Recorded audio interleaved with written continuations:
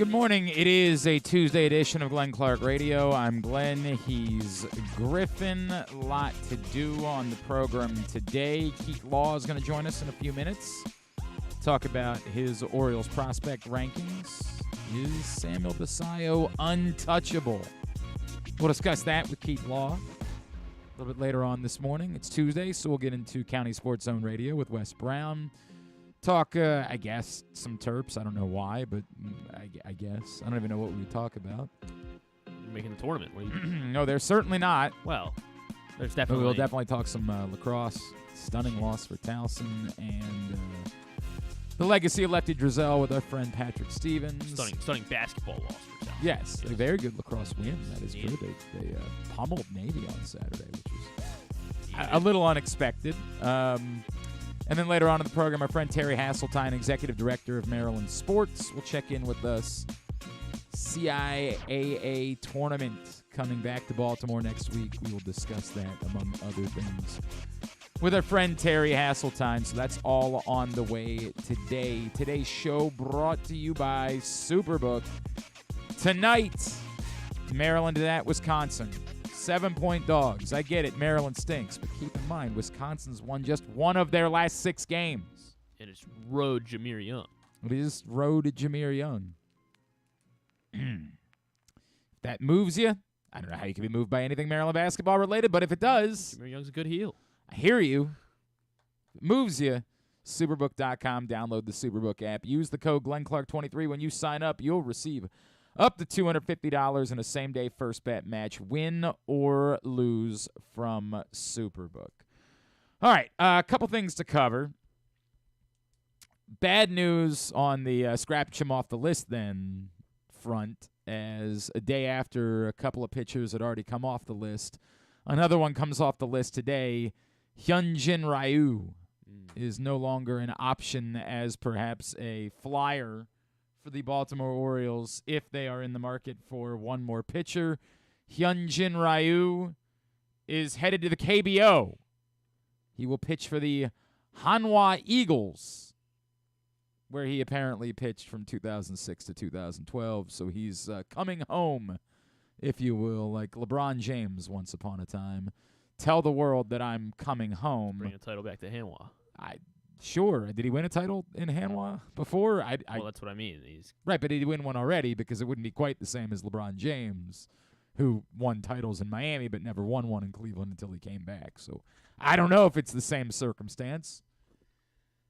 I just know that he was someone that a lot of us thought about as maybe a pitcher that the Orioles could take a flyer on, and They haven't won the KBO World Series since 1999. So could be big. Could be big for Hyunjin Ryu. What's their future in? Was he on the Mickey Mouse World Series team with the Dodgers? Did he get a World Series ring? I mean, if he was Series. on the team, then yeah, he deserved it. Well, no, he certainly didn't. Oh my God, we can do this. He played. Yes, no, he was already gone. He left in 19. He was a Blue Jay in 2020, so he doesn't have any ring. Yeah, he needs one. Not even a Mickey Mouse ring. Hyunjin Ryu goes back to Korea. So the list continues to dwindle by the day. There's still the top guys on the market. They're still there. But that secondary group, that group of flyers that maybe you take and you see if you might hit on it at a lower cost, continues to get smaller. Michael Lorenzen is still out there, correct? I get it. Griffin, I understand. But it's a small list. That's the reality. It's basically either you're spending the big money for the real guy at the top or nothing. I mean, the relief arms, Ryan Stanek, Brad Hand, those guys are still available. Neither one of them is inspiring. Right. Like, you look at their numbers and you're just like, yeah, I get it. Now I remember why it is that you're still out there. I feel like I kind of... Yeah, I'm writing a piece little today. more than Lorenzen, I feel like. I'm writing a piece today at Press Box that says, I'm totally fine with the Orioles not pursuing another starting pitcher. I mean, like, I'm not opposed to it. This is not a... They shouldn't go... We did this exercise last week. Well, what if they end up having too many? That has never been a problem. Disaster. You're just making things up in your mind. What if Kyle Bradish isn't out for the season and John Means is back? And now you've got Jordan Montgomery, too. We throw a party. I mean, what? 7-man rotation? Like, my God. Imagine that. But this is who we are. Like, we say those things like, well, you just can't have that many pitchers. Yes. Yes, you can. Because, as we all know, unfortunately, someone else will probably get hurt at some point during the course of the season. Someone can pitch out of the bullpen. You can go to a 6-man rotation at one point if there's a million options that you have. Have the Dodgers seemed to have a problem with the fact that they had 7 or 8 starting pitchers the last couple of years? No, because they only just won the most regular season games.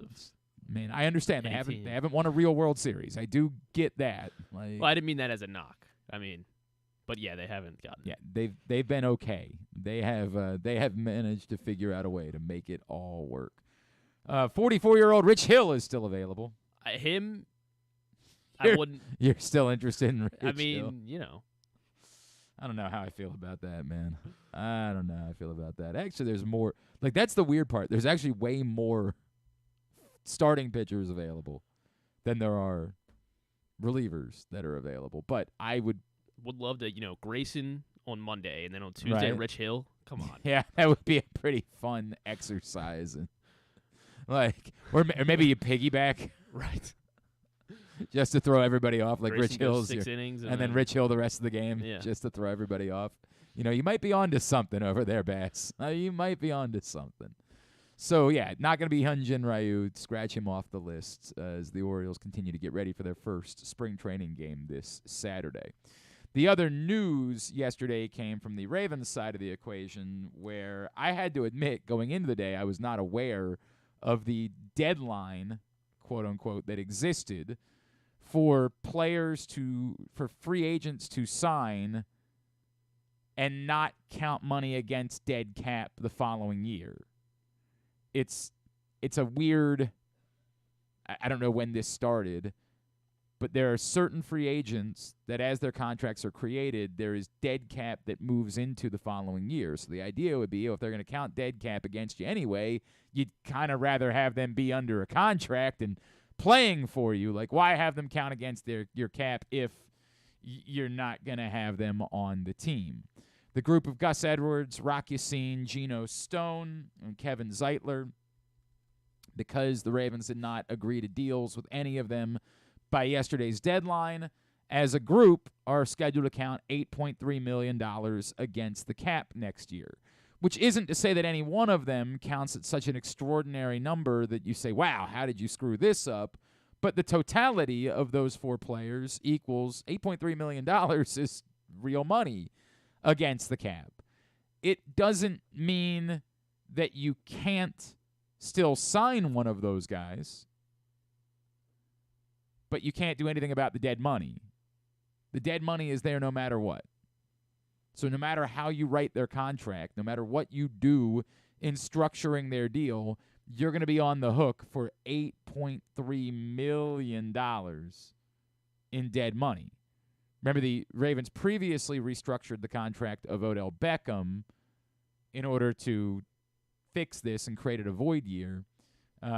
Also did extensions with Michael Pierce and then got a new deal done with Nelson Aguilar in order to prevent this, which for the conspiracy theorists that thought the Nelson Aguilar signing might have been about other, what's going on with other guys, in this context, it makes more sense that they prioritized it so that Nelson Aguilar wouldn't cost them anything in dead money against the cap next year. So it might have nothing to do with their interest in bringing back Odell Beckham or what they think about Zay Flowers, as much as if this guy's going to count dead money against the cap for us next year, we kind of rather have his services. It's not groundbreaking in any particular way. Like, we're going to look at our salary cap, see this guy's name. He could either play for us or not. Well, I don't know. What do you think, Chief? Might as well. Maybe you might as well go ahead and have the guy play for you. Just a thought. Crazy idea, but maybe you go ahead and let him play for your team. In that case, the dead money is a little bit easier to swallow. So we'll see. Again, you'll have the option to bring those other guys back still, but there is a belief that if you were going to bring those guys back, you would have brought them back to avoid this dead money by yesterday. We'll see. Things can change. Somebody can think part of the conversation might be what these players, and when I say these players, their representatives, think the market is for them. Gino Stone. Yeah, I mean, maybe, but yeah. I think they'd be right about that. I would say more like Kevin Zeitler. Kevin Zeitler's still too good of a player. All right, they're all gone. They're all gone. They're all gone. I mean, I don't know. Gus, yeah. I would say for all of them, any of them could think that their market is one thing, go out and find that market isn't there, and then come back. I have worked under the assumption all along that Geno Stone would be gone. The argument, and our friend Jeff Zrebeck from The Athletic said on Twitter last night, with it now looking unlikely Zeitler will be back, and I think a lot of people were like, unlikely? Really? Like, really? Is that where we're at this point? And one of the points I saw him make is, like, Kevin Zeitler's wanted to sign. The Ravens have had ample opportunity to do it. It hasn't happened. Perhaps you read through the tea leaves that they're just deciding they have to get younger up front. And, I don't know how, say, Andrew Voorhees factors into this equation. Someone who, had he not been hurt, was definitely going to go much earlier in the NFL draft. It's hard to fathom, like, having confidence in someone who hasn't played in the NFL yet as being an immediate starter. Like, that's a tough thing to say. Well, if in saving money, you're saying we made the decision to do this with Andrew Voorhees, so we are committed to him being a starter next year. That's tough, particularly because Kevin Zeitler, outside of like one game, played really well all season long. But I also get that they have to budget somehow. The weird part of what was going around yesterday was the story about the Ravens' perhaps interest in running back, because I certainly was operating under the idea that running back might just be a position where the Ravens say, we ain't spending any money at all. Devontae Freeman's coming back. That's the big one. I was 1,000% operating as though running back is just going to be a position where they're going to spend small. Like, they could even bring back J.K. Dobbins because there's not likely to be a robust market for J.K. Dobbins. And then if you have J.K. Dobbins and Keaton Mitchell and Justice Hill, it still seems like you need a true between the tackles running back in that group. But, like, I thought Gus Edwards would be the top of what they would be willing to spend at running back. In a story at ESPN.com, there's some thought that perhaps the Ravens could be in the market for a real running back. Jeremy Fowler says the Ravens will target a running back with, quote, pedigree, unquote, in free agency. Which, okay. That's a little bit surprising. I'll read the sentence for you. Baltimore typically lets free agents test the market. He was talking about Justin Madubuike. But he could be gone fast absent the franchise tag or a long-term deal. By the way, today is the first day of the franchise tag window. I wouldn't expect the Ravens to slap the tag on today. They would use more of the window to try to figure out where they're at with that and then go from there. But who knows? Some personnel inside the league believe the Ravens will target a running back with pedigree in free agency. Baltimore has a few tough salary cap decisions, but should be able to keep most of its veteran base intact. Very interesting. I can't be all that surprised because as much as we said going into last year, hey, it's not going to be a Greg Roman offense, it was still clear the Ravens want to run the ball. That's who they are. That's what they want to do. They believe in January AFC North football. They believe in that. They're never going to rip that apart and say we're going to be a team that throws the ball 50 times, except for when it matters most. Literally every time it matters most. It's the weirdest. It's and then it's so difficult because that is their philosophy, and yet the moment I say it, somebody would turn around and say, "Yeah, they're not? Huh? That's weird. Prove it." And I would say, "Yeah, I get it. I totally understand." I don't know what to make of this because the way it's written, it also says it reads as though he might have just talked to a general manager of another team, and that guy would have said, I wouldn't be surprised at all if Henry ends up in Baltimore.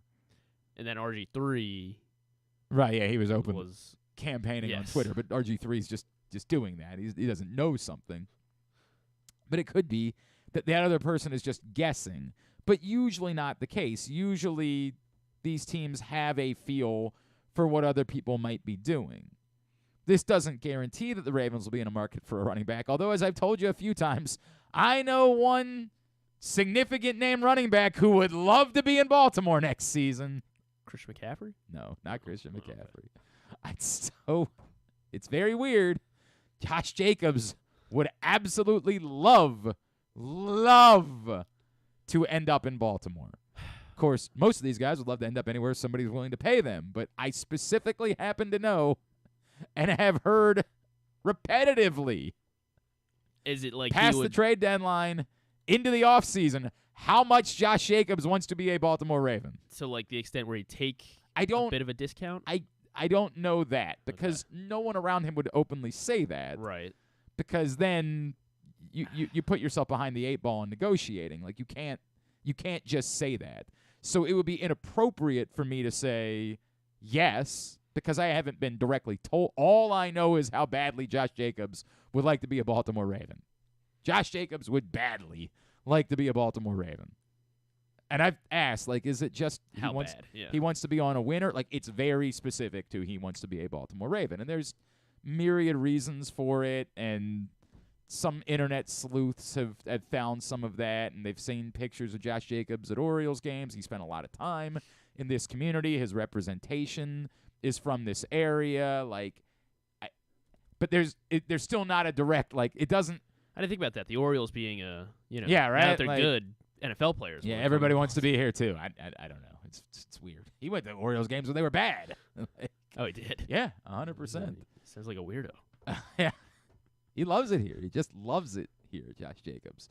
So I don't know what to make of that. It would be surprising to me that the Ravens would budget more for a running back, as Jeremy Fowler said, quote, with pedigree, unquote. I guess we should reach out to Jeremy Fowler, by the way. We should do that for this week. That would be weird, and it's not at all what I would have expected from the Orioles going into the offseason, but said the Orioles. It's, of course, the Ravens that we're talking about. It's not what I expected from the Ravens this offseason, but I would have to see the makeup of the team, who this ends up. If it's the Derrick Henry conversation, what's the cost? What does it cost you? Who is not here because you wanted to have money to budget to acquire a running back? I need to know all of those things. My gut tells me running back is somewhere that you would have gone about trying to save money. That's my gut. That's what I thought the math would do, is you just say, look, the same way that you look at inside linebacker and say, we just simply can't spend, we already spent a lot of money on one guy, we can't spend more, that you look at running back and say, it's just not going to be a position in the Lamar Jackson contract era where we're going to be spending money.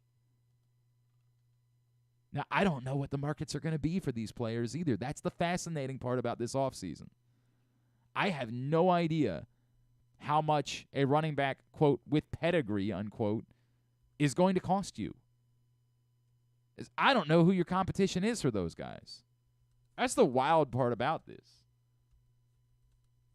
How far are these running back prices crashing?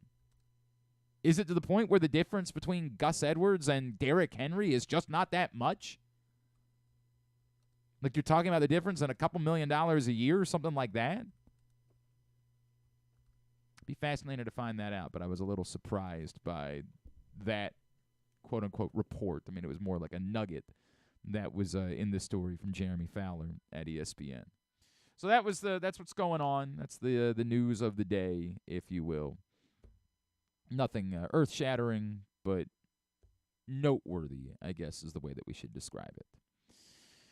Today's show is brought to you by Goose Flights. We love Goose Flights, of course, lifting up the legacy of Tony Siragusa. His family took his vision to provide non-emergency medical transport for those in need, launched the Goose Flights Foundation. You can find Goose Flights all over town. All of the locations where Goose Flights can be found are at pressboxonline.com/gooseflights. $1.98 from every can of Goose Flights lager sold goes to the Goose Flights Foundation and the work that they are doing. All right, joining us now, I've been wanting to catch up with our next guest. Always enjoy this time of year when we get into his prospect rankings, his system rankings. Of course, a longtime prospect writer now at The Athletic. He is our friend, Mr. Keith Law, and he's back with us here on GCR. Keith, it's Glenn in Baltimore. It's always great to chat with you. Thank you so much for taking the time for us this morning. Sure, thanks for having me. Keith, I've been thinking about it this way. We all know that the Orioles have had the top system and the top prospects the last couple of years. Where are we on, like, the pendulum as far as, like, once Jackson Holiday graduates, which we're assuming is going to be very quickly, how good is the Orioles farm system then?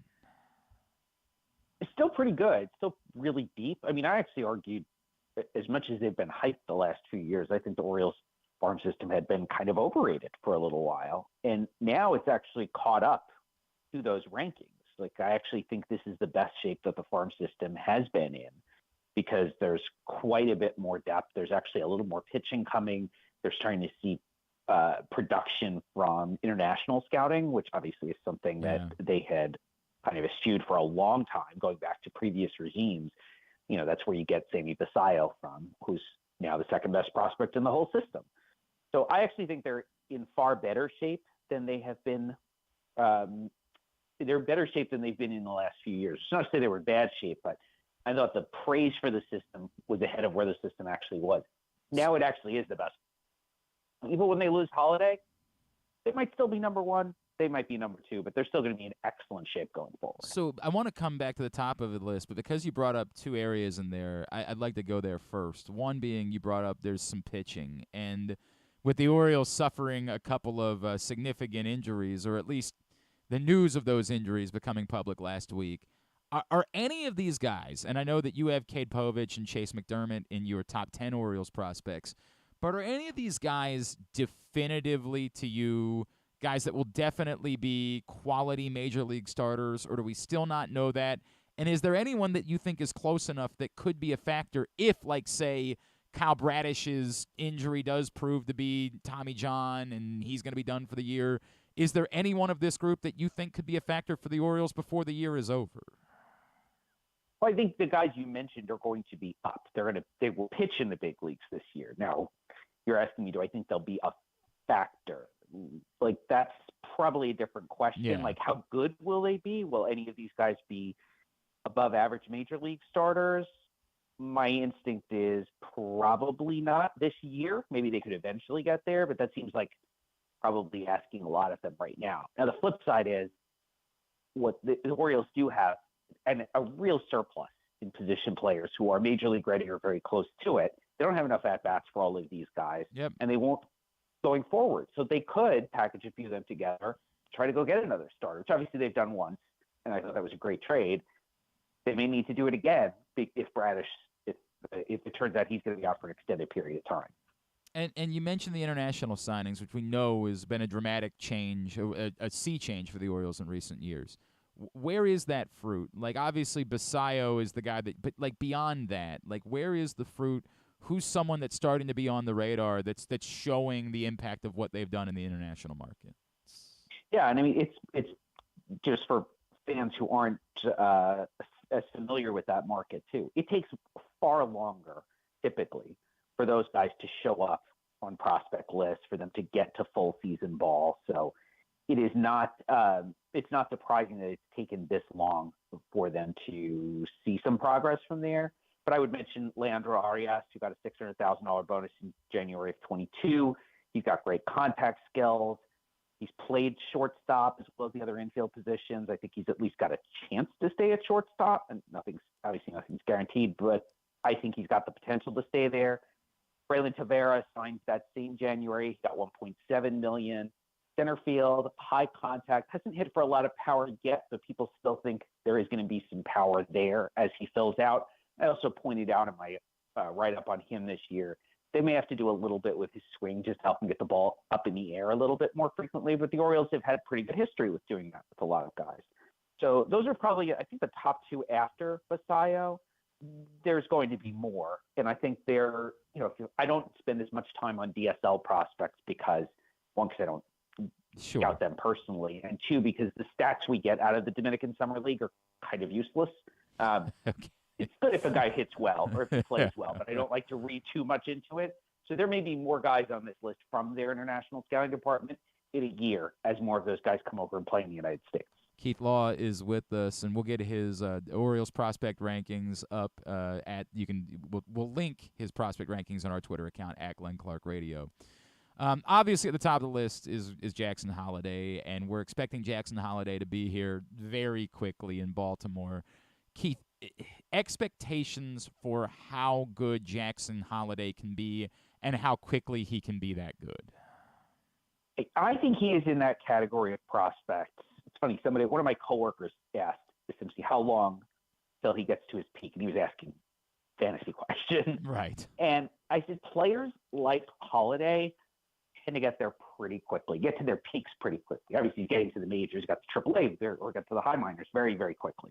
And players like him tend to reach their peaks fairly quickly and to be very, very productive in the majors very quickly. Mike Trout, in his technically still his rookie year, in his second season in the majors, was like that. Ronald Acuna hit like that pretty much right out of the gate. Bryce Harper was one of those.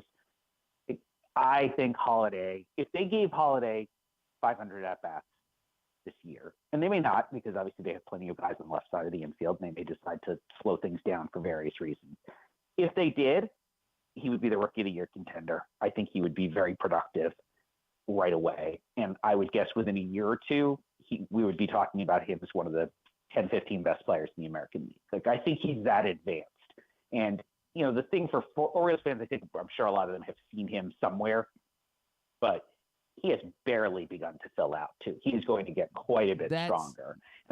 Go ahead. I think that's the fascinating part for me, because I would say, like, are we there yet where the power can be there, or is that still something that's going to have to come in the next few years? Yeah, it's been amazing to me how much power he has shown. And again, I'm all in. Anything I say here is more about its timing, right? Yeah. I thought Holliday would take a little longer than this, and yet, even though he's got this baby face and looks like he's barely been shaving, he already has shown more power than I would have expected, and he's clearly going to come into more.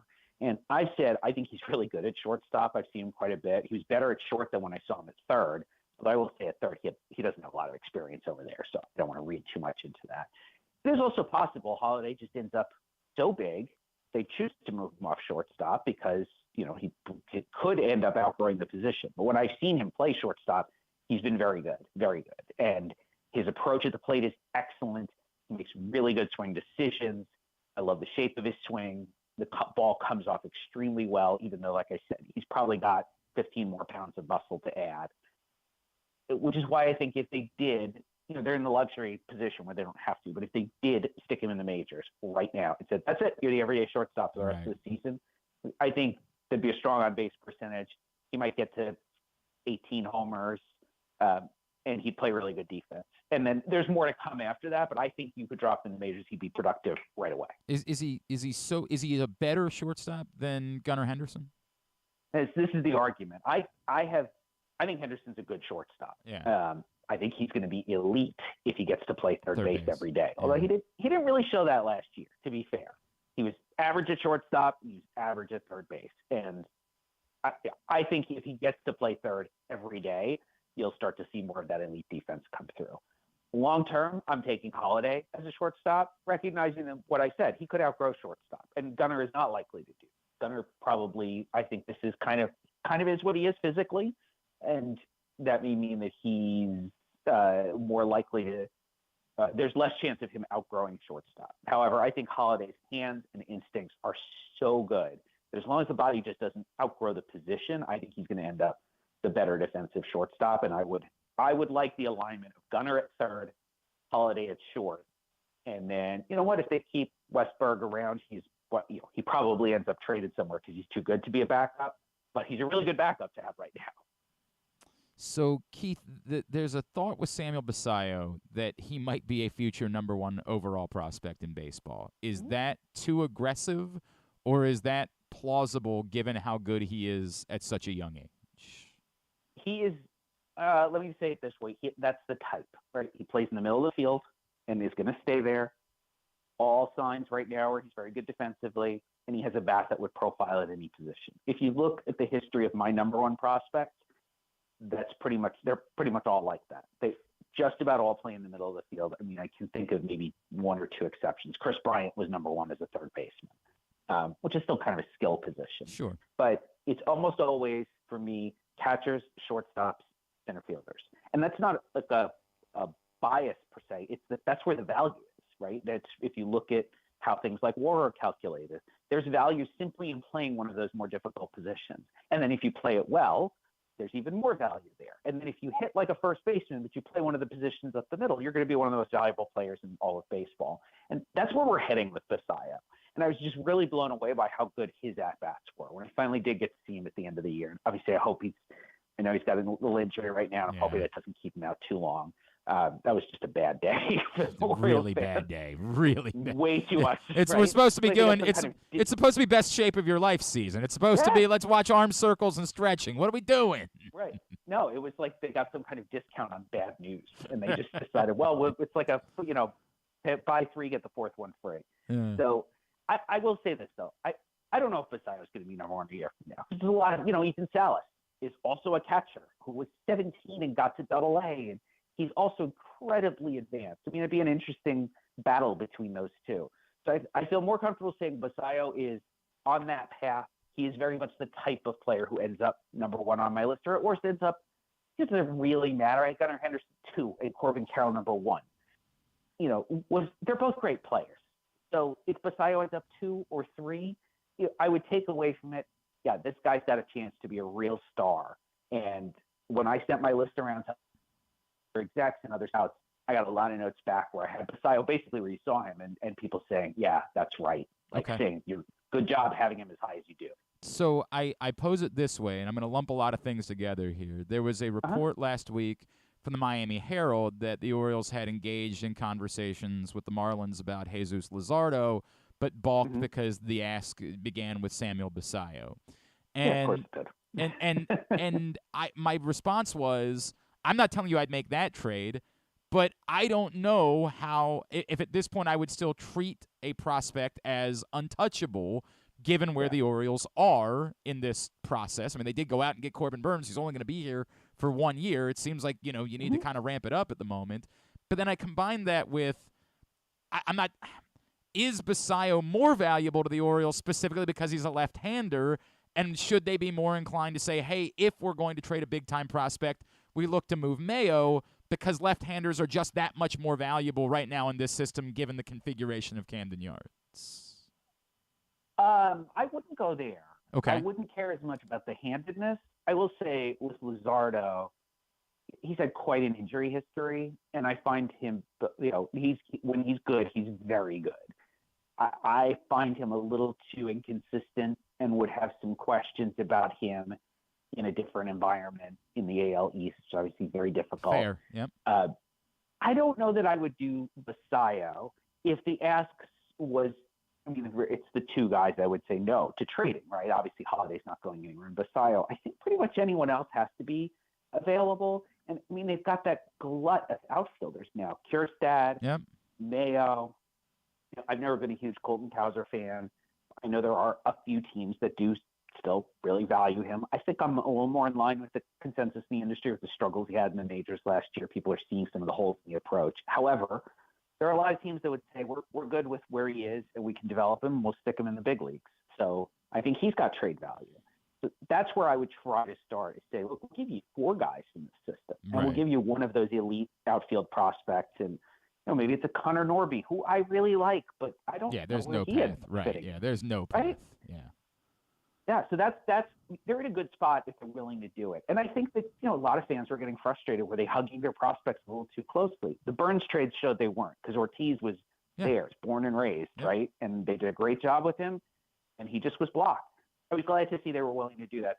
They might need to do it again. It's interesting though. You don't make anything of the left-handers are that much more valuable, because Kerstad's in that equation too, right? Like that. I don't know. I hate saying it that way, but it just sort of seems like maybe you have to think about it, because it's going to be that much harder for right-handed hitters to hit 35 home runs in Baltimore moving forward. Well, they'll hit a lot more doubles, right? That's true. That's true. They're still going to be valuable, and I don't want to skew. Never like the idea of skewing your system. And this is true for pitchers as well as it is for hitters too. Skewing your system too far one way. Oh, we got to get lefties. Right.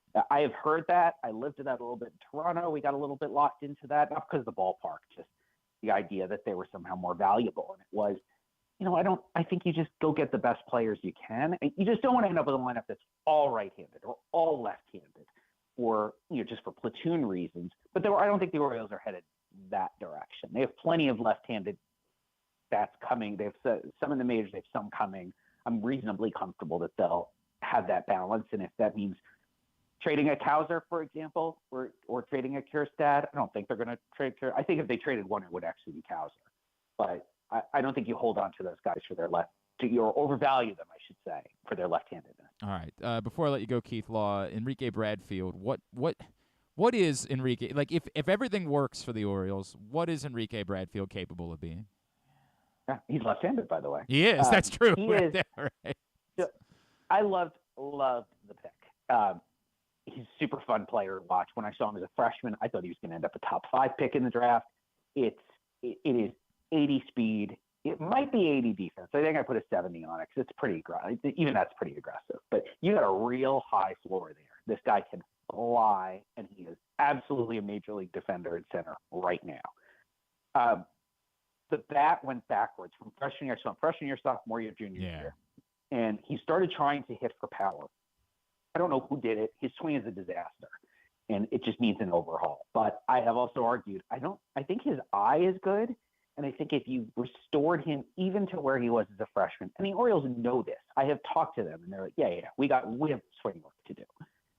That's not a secret. Everybody knew that. And they're the right organization to do it. They have done that with a lot of hitters before.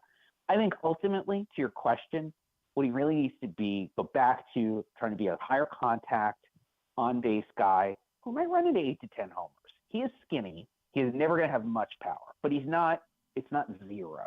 He is strong enough to impact the ball, to hit major league pitching, hit for some average. That's all you want, because if he's on base, he's going to disrupt games.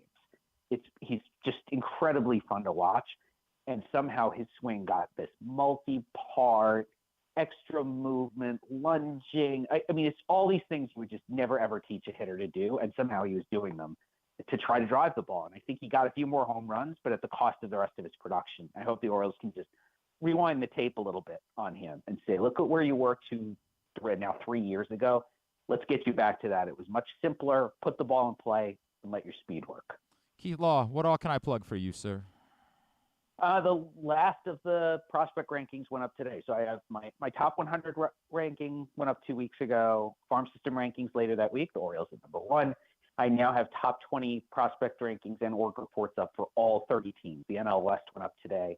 If you're a subscriber to The Athletic, you can read all of this, and there'll be a little bit more to come. Plus, it's draft season. I actually was out last weekend seeing some draft guys, so pretty soon I'll have a draft ranking up too. Looking forward to all of that as well. Of course, not nearly as early a pick for the Orioles, but they still have a lot of picks coming, which is the nice part here. At Keith Law, as always. Keith, really appreciate you, man. Thanks for spending the time with us this morning.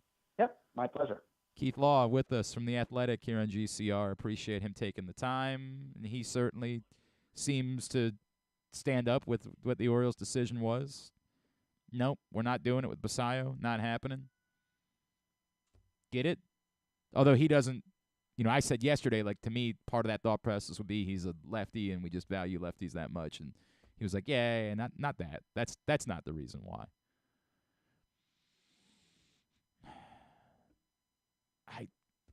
I don't want to present panic, because again, I'm writing a column today. I'm telling you, I'm not panicked about what the argument that can be made about the way the rotation could look this season.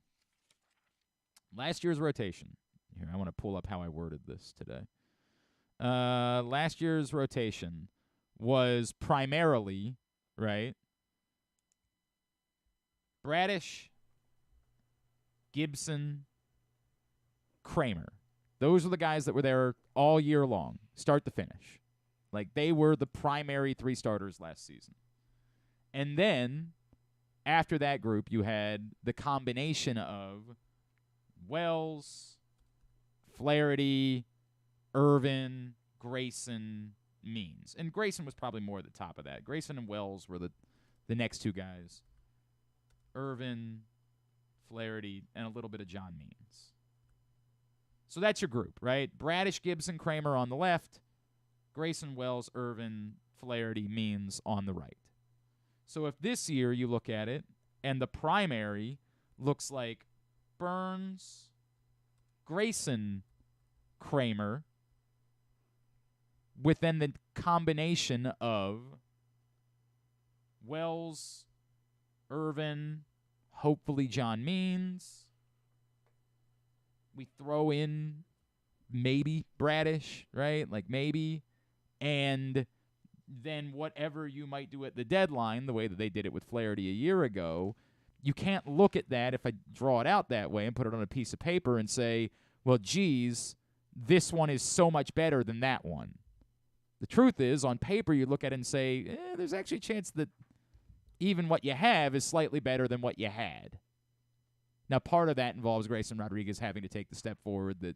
But this isn't – Grayson Rodriguez doesn't even have to become an ace for this year's group to be better on paper than last year's group. He just needs to be better than he was when he was first up last season. If that's the case, then he's an upgrade over Kyle Gibson production-wise. You can still say Gibson's innings mattered, but production-wise, he'd be better than Kyle Gibson. Corbin Burns has the ability to be as good as Kyle Bradish was, as good as Kyle Bradish was. And Dean Kramer is the same guy in both equations. So I can't pretend like we should be panicked about the scenario. But as I keep saying, I am a bit more panicked about the bullpen. I can't shake it. I just can't get over the concern. You know, I know I've told you that they won 31-run games last year. I went back and did the math. Close games. 1 or 2 run games or games that went to extra innings. So at the end of 9 innings, the final was within 2. It was either 0, 1, or 2 at the end of 9 innings. How many wins did they have a year ago? Well, since in 1 runs, I'll say, I guess you want to say 60, just no, double it's them? 49. 49 is the number. I was going to go 45. Yeah, which is kind of crazy about how many of those were 1-run games specifically, but, I mean, come on. 49 wins in 1-run game, or in close games last year. 49. Got to fix the bullpen.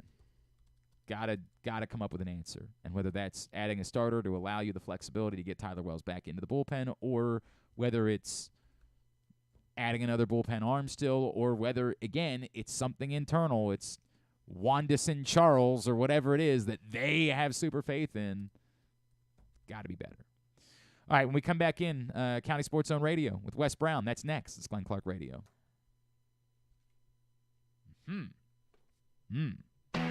Why bet with the big boys this football season? Instead, try your hand with the local book, Superbook Sports, this fall. Superbook Sports is the book next door. Just a dedicated team of the best odds makers in Las Vegas, making sure you get the best prices and parlays anywhere. And now, Superbook will give you a bonus of up to $250 when you sign up and wager on the same day and use the promo code GlennClark23, GLENNCLARK23. So bet with the best. fast and use the promo code GlennClark23 this football season with Superbook Sports. Visit superbook.com for terms and conditions. Gambling problem? Call 1-800-GAMBLER.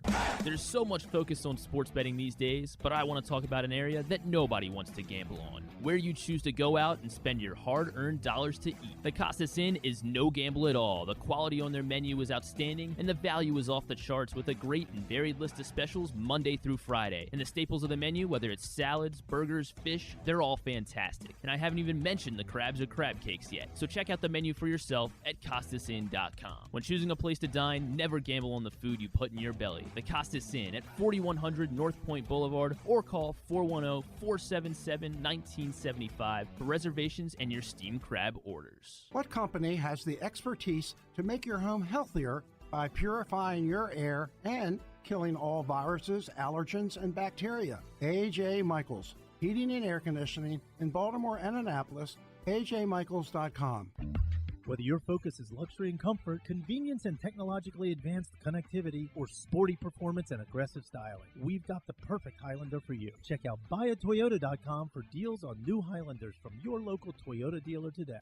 Discover your next favorite beer crafted in the heart of Charm City. At Guilford Hall Brewery, we believe beer should be flavorful and easy to enjoy. Our meticulously crafted lagers and ales are derived from centuries-old European brewing traditions, a staple for both the seasoned beer aficionado or a novice hophead. Experience beer styles that dare to showcase the exceptionality of simplicity. Visit our restaurant and brewery at 1611 Guilford Avenue or view our menu and tap map online at guilfordhall.com. Guilford Hall Brewery, European tradition, Baltimore charm.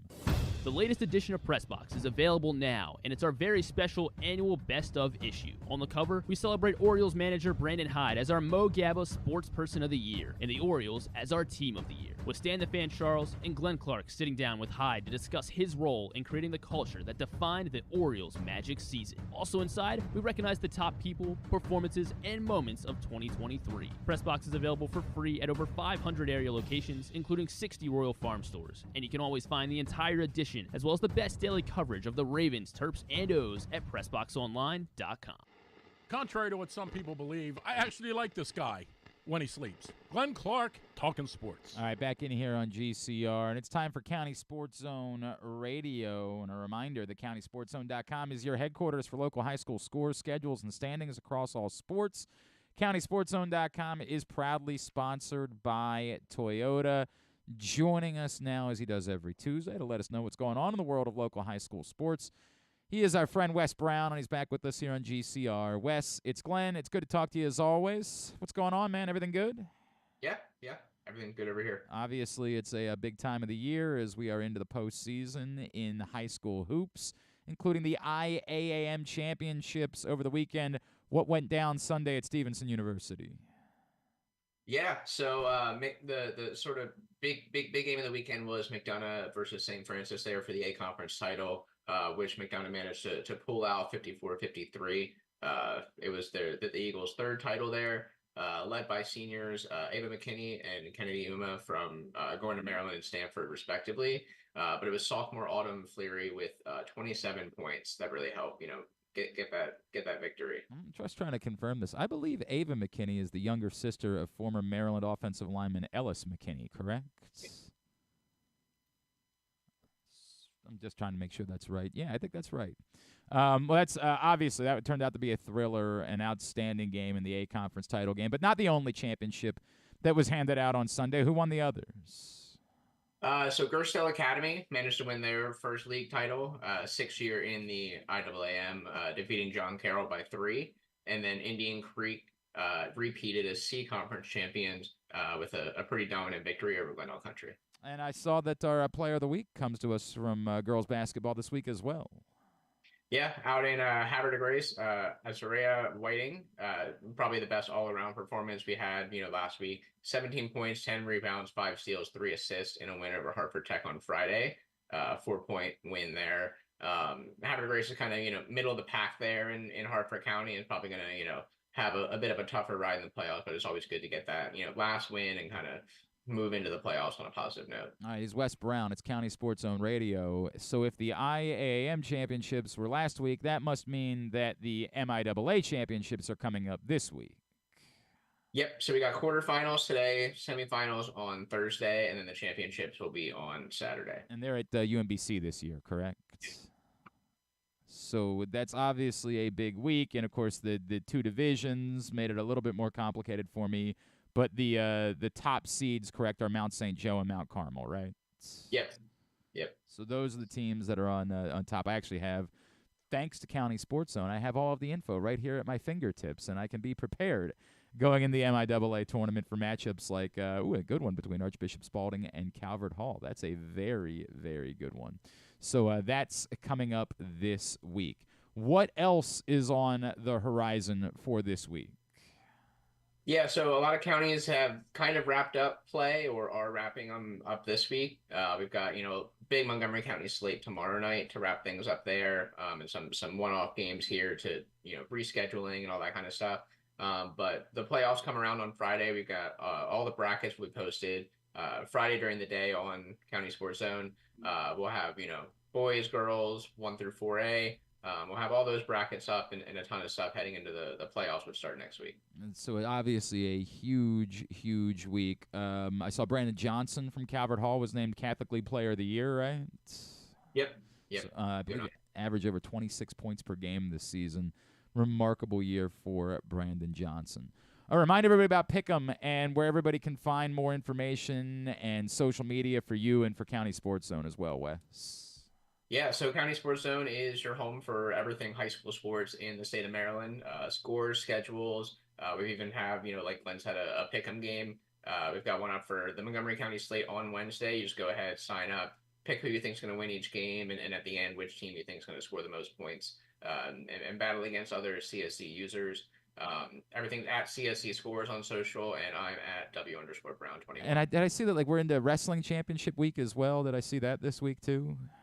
Yeah, so they seeded for the individuals, so they're going to be going through those, and they should have championships in a couple weeks here. Excellent. All right, find all of that right now. County Sports Zone, proudly sponsored by Toyota. Wes Brown, appreciate you, man. Let's talk again next Tuesday, all right? All right, sounds good. It's Wes Brown from County Sports Zone with us here on GCR. Yeah, Brandon Johnson, who's going to Merrimack, named the Baltimore Catholic League Player of the Year. 26 points. I saw Drew was tweeting about him yesterday. And Cody Jacobeno, 26.1 points, 7.4 rebounds per game this season for Calvert Hall. The matchups in the MIAA tournament. These games all tonight: Mount Carmel and John Carroll, Spalding and Calvert Hall, St. Francis and Glenelg Country, and Mount St. Joe and Blakefield all tonight in the quarterfinals of the A Conference tournament, with the championship, as Wes mentioned, coming up this weekend, hosted by UMBC. So, big week in high school hoops locally. Winding down for hour number 1 of the program. It was a big night last night at Cooper's North, because it was a big night. Griffin made his debut. You're welcome, I guess. With my trivia team. I believe answered 0 questions correctly. No, But he was a big winner. We answered 30 plus questions. We did really well. We did really well last night. I don't know what we thought we were going to be very shorthanded last night. We thought we were going to be missing 2 folks from the team. So you had to call in the ringer. So I said, Griffin, you've been threatening that you were going to come out and join us. Tonight might be a good night for you to come out and join us. And Griffin said, all right, I'm in. I said, great. Can you help with anything? And he was like, Harry Truman. Yeah, Harry Truman. I said, what? He said, I did a report on Harry Truman. That's I can right. help with That's Harry right, Truman. I did. Fortunately, we didn't get any Harry Truman questions last night. It was unfortunate. Well, I knew that his birthday wasn't in February, so I wasn't going to let you guys guess that. I actually got 3 for 4. I don't remember who the fourth one was. It was of course, Washington. It was Harrison. Harrison was the fourth one? So. William Henry Harrison, I think. Yeah. And Ronald Reagan, the other one, the other president who was born in February. And I said, okay, that'll be great. I was like, can you help us out with African geography? We're really bad at that. He was like, I won a geography bee once, and the last answer was it was Kenya. It was Kenya. Now, you were you didn't give us the answer, but you were confident about Egypt being the answer to one question. Yeah. So you did add a little bit in that department. And you would have known, had I not been there, the college basketball question. Exactly. But I was there, and I'd already gotten that answer. There was nothing that we leaned on you for during the course of the evening. There was nothing that we wouldn't have gotten that you offered us. Well, I definitely gave you guys... You think obviously the morale boost, is that what it was? The confidence that you guys were kind of walking around. I could tell. Yeah, it was a little bit of a different night. We were lost. Yeah, I mean, we had to clinch our playoff spot last night. We were not done. The pressure was on. Yeah, so we had to get that. We got a big win, and we're gonna keep you around. We're exercising the option. Oh, you are? We're giving the club full option. Well, I think this is more like one of those NBA 10-day contracts. Like we're extending it out. 15 days, and we'll see. Yeah, right. We're just monitoring and seeing how we feel about it. But yeah, big win. The disappointing part, as I said to Griffin last night, is now I can't repeat the questions today on the show because I'd be asking one. There were two sports questions last night. One was name the 3 horses that won Triple Crown in the 1970s. I would have gotten Secretariat. And neither of the others. Ones. Thankfully, again, I got all 3. Which made no sense. Why does that make no sense? That you know that. It's horses that won the Triple Crown is a significant thing. In Griffin. The 70s, though? Well, I mean, the 70s, we happen to know that it was something that occurred in the 70s and then didn't occur again for a very long time. So it's not like I had to separate the ones that won in the 70s from the ones that won in the 90s because nobody won a Triple Crown in the 90s. There was an excruciatingly long drought until American Pharaoh and Justify, who won in the 2010s. So it wasn't that hard to figure out which ones were the ones in the 70s because they were the last ones that had won. The other one was what college basketball player just broke the women's all-time scoring record. And who did she pass? And yes, who did she pass? And so we had both Caitlin Clark and Kelsey Plum. But a fun night. Enjoyed having you out, and you're welcome. Hey, you're welcome. You're welcome to keep coming. I don't know if I would say on your half. We not undefeated? It's a great point. I'm in the building. You've never lost. You've never lost. You've got that going for you. Yeah. You've never lost. The number of times I looked at you and you were like, was like what, once or twice? Blank, just blank. Griffin was trying to do the bit where, and millennials have a thing, instead of just saying, I have no clue, for some of them he was throwing out an answer. And I was like, right, you can just say you have no clue. Let's start it with that because it can be deceptive when you throw out an answer. People might think you know what you're talking about. And you definitely did not. You were just throwing something out for the sake of throwing something out. But that's a millennial thing or whatever you are. I don't even know what you qualify as anymore. I believe I'm Gen Z. Gen Z. That's a Gen Z thought process of just like, fake it till you make it. Like, it worked. We won. Again, I don't know what you're we mad throwing about. Out your random answers that were definitely not correct. But I appreciated you being there. Fine, let us lose next time. Oh yeah. Yeah. We might lose on our own. It was a fun night. Hour number 1 of today's show is in the books. If you missed it yesterday, Stan the Fan Charles and Luke Jackson got together with Liam Bowen, baseball coach at UMBC, to preview the Retrievers. You can find that right now, facebook.com/PressBoxSports, youtube.com/PressBoxOnline, or PressBoxOnline.com/video. Speaking of college sports, we'll get into it next. Patrick Stevens joins us next on GCR. Hungry? With 7 locations throughout Maryland, Glory Days Grill is always right around the corner. They have wings, burgers, salads, sandwiches, and drinks to satisfy everyone, as well as tons of televisions and sound delivered right to your phone. Glory Days is the best place to watch football or whatever your favorite sport is. While you're there, be sure to check out Goose Flights Lager, named in honor of legendary Raven Tony Goose Siragusa. $2 of every can is donated to the Goose Flights Foundation. Glory Days Grill. Great food, good sports. Why bet with the big boys this football season? Instead, try your hand with the local book, Superbook Sports, this fall. Superbook Sports is the book next door. Just a dedicated team of the best odds makers in Las Vegas, making sure you get the best prices and parlays anywhere. And now, Superbook will give you a bonus of up to $250 when you sign up and wager on the same day and use the promo code GlennClark23, GLENNCLARK23. So bet with the best and use the promo code GlennClark23 this football season with Superbook Sports. Visit superbook.com for terms and conditions. Gambling problem? Call 1-800-GAMBLER. 6 chicken tenders made from fresh, never frozen Royal Farms world-famous chicken, a family-sized order of Western fries, honey mustard dipping sauce, and a 2-liter bottle of Dr. Pepper. It's Royal Farms' new Tucker's Tenders Meal. It's Justin Tucker's favorite, and at only $19.99, it'll be your favorite meal, too. The new Tucker's Tenders Meal, available only at Royal Farms. Now you can kick back, relax, and eat like a champion. Real fresh, real fast, Royal Farms. The Toyota Tacoma comes in a range of models and trim lines, so you can choose the perfect Tacoma to reflect your unique personality and driving habits. Check out buyatoyota.com for deals on new Tacomas from your local Toyota dealer today. Gambling can be a fun and entertaining experience, but there are risks involved. If you're planning on betting on the game at the casino or on your phone or computer, know your limit, stay within it. Set a budget and a time to stop. Remember, gambling isn't a financial solution, and it doesn't mix well with alcohol or drugs. Know the risks and have a plan before you begin gambling.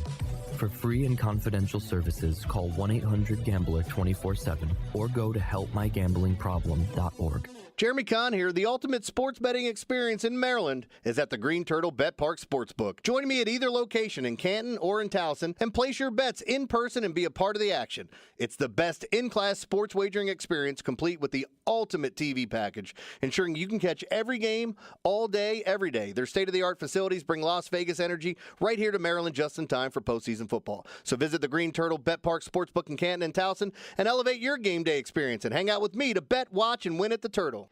Coming back in here with Glenn and the other guy, Garrett, whatever his name is. You know who they are. Back in here on GCR as we continue along on a Tuesday edition of the program. Still to come today, Terry Hasseltine, Executive Director of Maryland Sports. We'll check in with us, talk about next week's CIAA Tournament and other events. I don't know if they've officially announced the Argentina thing. Going to be a bit of a problem in my life because my kids are definitely gonna want to go, and I definitely do not. That's just the reality of that.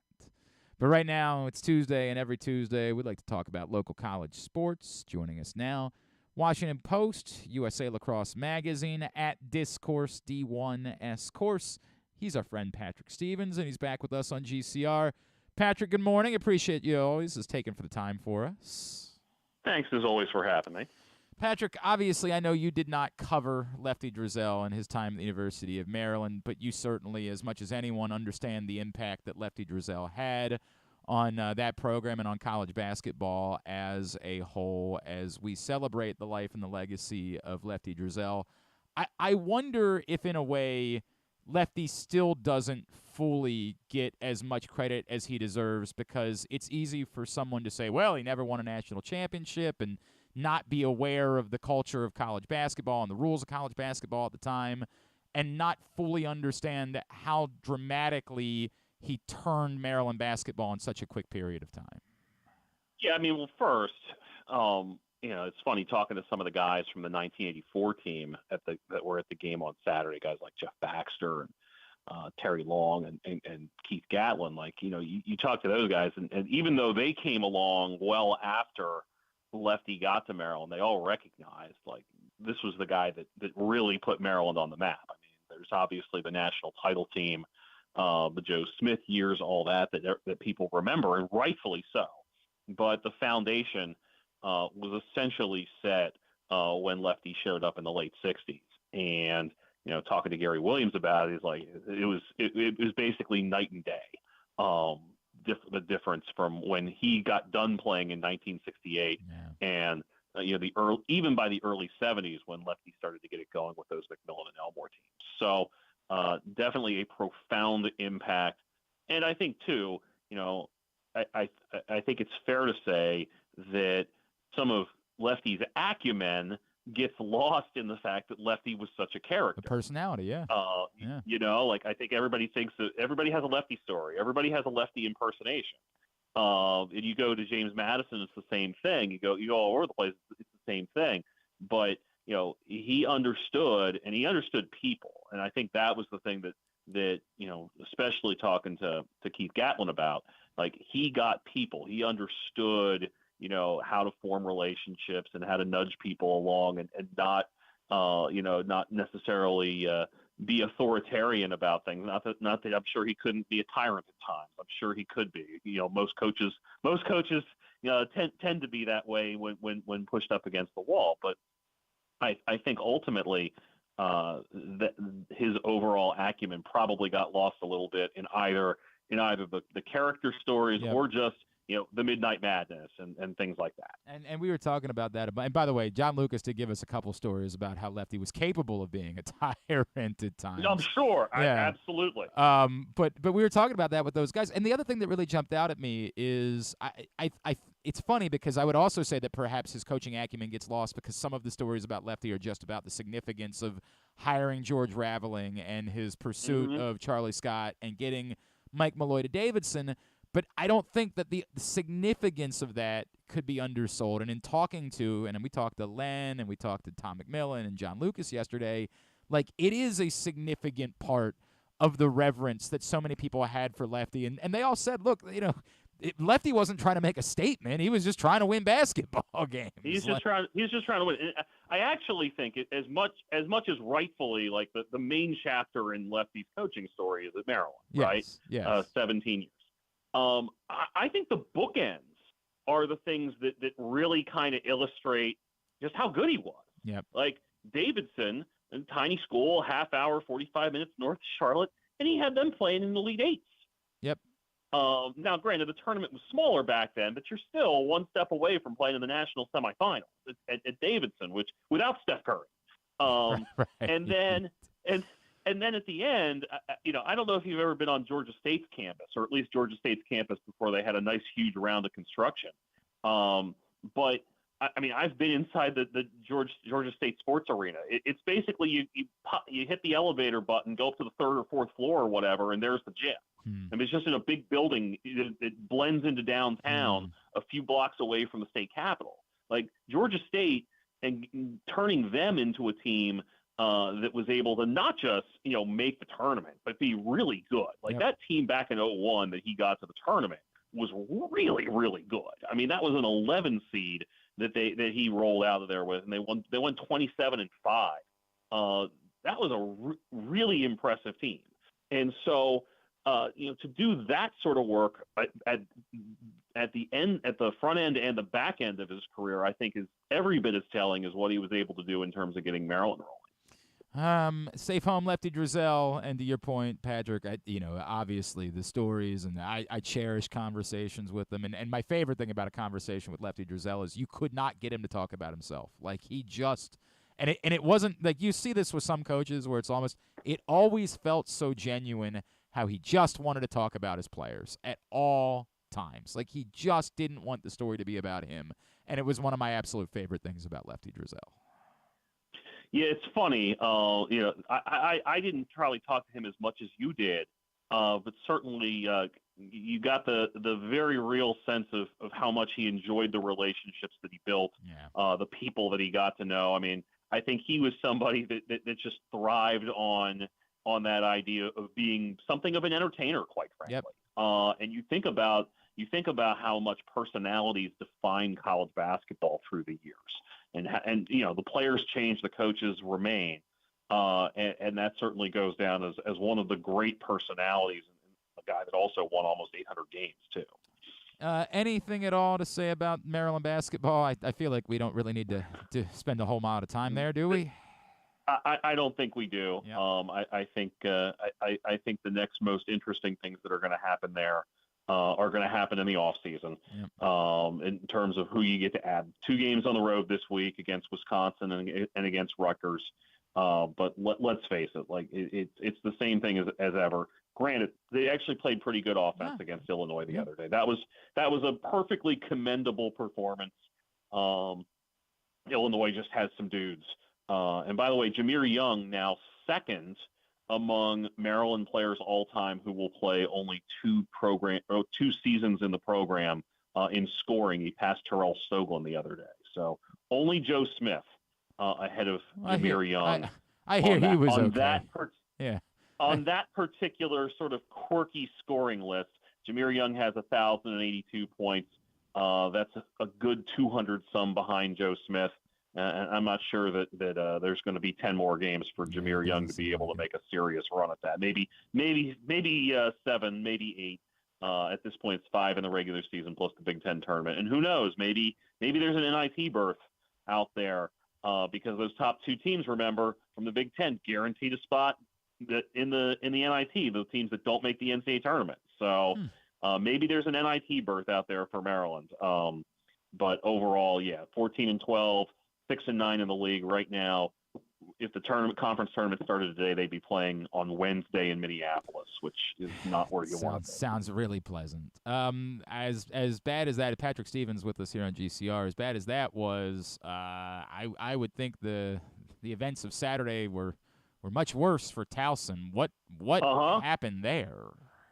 Well, they had a game where they couldn't shoot. I mean, you look at that box score, and the thing that stands out more than anything else is they shot 2 of 15 from 3. They were under 70% at the line. They were 43% from 2. You know, Hampton got some buckets in the paint, certainly, but it wasn't as if Hampton just shot the cover off the ball or anything like that. It's just Towson didn't make shots. And quite candidly, you know, not only that, but they were down a bunch early and came back.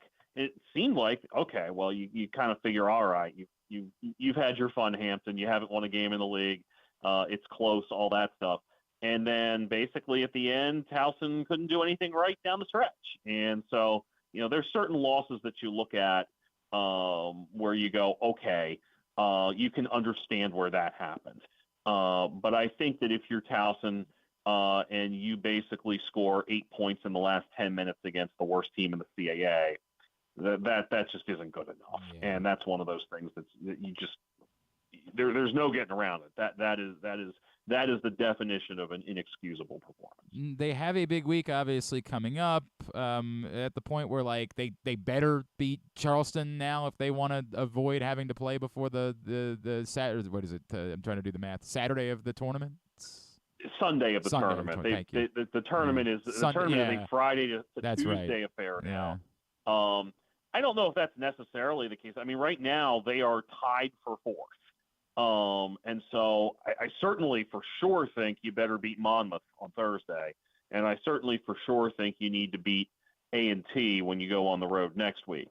But I think it's also reasonable to think that if you just got a split with Charleston and Wilmington, that would be enough to do it. And then you kind of look at the other, you know, the other 9 and 5 teams and what they've got left. I mean, Hofstra still has a Drexel, a Wilmington, and a Charleston to go in the regular season, and Delaware has a Charleston and a Drexel to go, along with a trip to Stony Brook. So, you know, it's possible, I think, for Towson to get through with a 4 seed at 11-7, but you probably want to win 3 of your next 4 just to be safe. I was before yesterday going to ask you if it was time that we needed to maybe bring up Morgan State during these conversations because they had won 5 of 6, and then they turn around and they got kind of skull dragged at Delaware State last night. They've still won 5 of 7. Should we be talking at all about Morgan State? Well, the good thing and kind of the weird thing for Morgan is you have a 14-game league schedule, and they play their last 4 games at home, which means that they played 7. They play 7 of their first 10, 6 of 9 so far, plus Saturday's trip to Howard, away from Hill Fieldhouse. So you look at the way that they've won in league play. You know, they've won by 3, by 6, by 2, by 7, by 5, and they have a couple double-digit losses to Delaware State. Plus a 10-point loss at Norfolk State. So they're having trouble staying in games against, you know, Norfolk obviously, and have had a couple games get away from them against Del State, but they've won a bunch of close games. I think that league right now, where you have a 5-way tie for second at 5 and 4, is kind of just kind of up for grabs basically. And Norfolk State isn't necessarily what we think of as like a super powerhouse. They're still good, but they're not as good as they were 2 years ago, or as good as they probably should have been last year. But they're still plenty of a solid enough team for sure. So I think just about everybody in the MEAC at this point, with the exception of Coppin State and maybe Eastern Shore, which is tough but is inexperienced and doesn't quite have enough offensive punch, is worth keeping at least something of an eye on in that league this year. I was at another MEAC game last night. I saw South Carolina State win at Howard, and South Carolina State went from having a really limited roster that tried really hard last season to looking like something of a low major Florida State, where they just throw waves of guys at you and nobody plays more than 26 minutes. And that's a team that I was like, whew, they're going to cause some problems for some people moving forward. So I think there's a lot of that in the MEAC this year where Morgan's had its moments. NC Central's still good. Howard still has pieces from its title team. Delaware State's much improved. Down the list you go. I think there's a lot of possible outcomes when that tournament gets to Norfolk next month. All right, on the lacrosse front, Syracuse, Maryland, as advertised, obviously is a thriller. I was able to watch some of that, although I had my own game later, but just really seemed like a high-level lacrosse game and probably what will prove to be a good win for Maryland. Or I guess Syracuse has to prove that as the season goes on. Yeah, I think Syracuse is going to be a quarterfinal type of team. Okay. Now, I think if you're Maryland, it's kind of interesting. You're sitting here. You've won a couple overtime games on the road, which is great. You've won at Syracuse. You've won at Richmond, and I think they're both tournament teams. You're still kind of trying to gauge, well, how good are these guys? Right. Your victory over Loyola maybe doesn't look as good after the Greyhounds lost to Hopkins the other day, and Loyola's now 1-2. So we're still trying to figure out exactly how good Maryland is.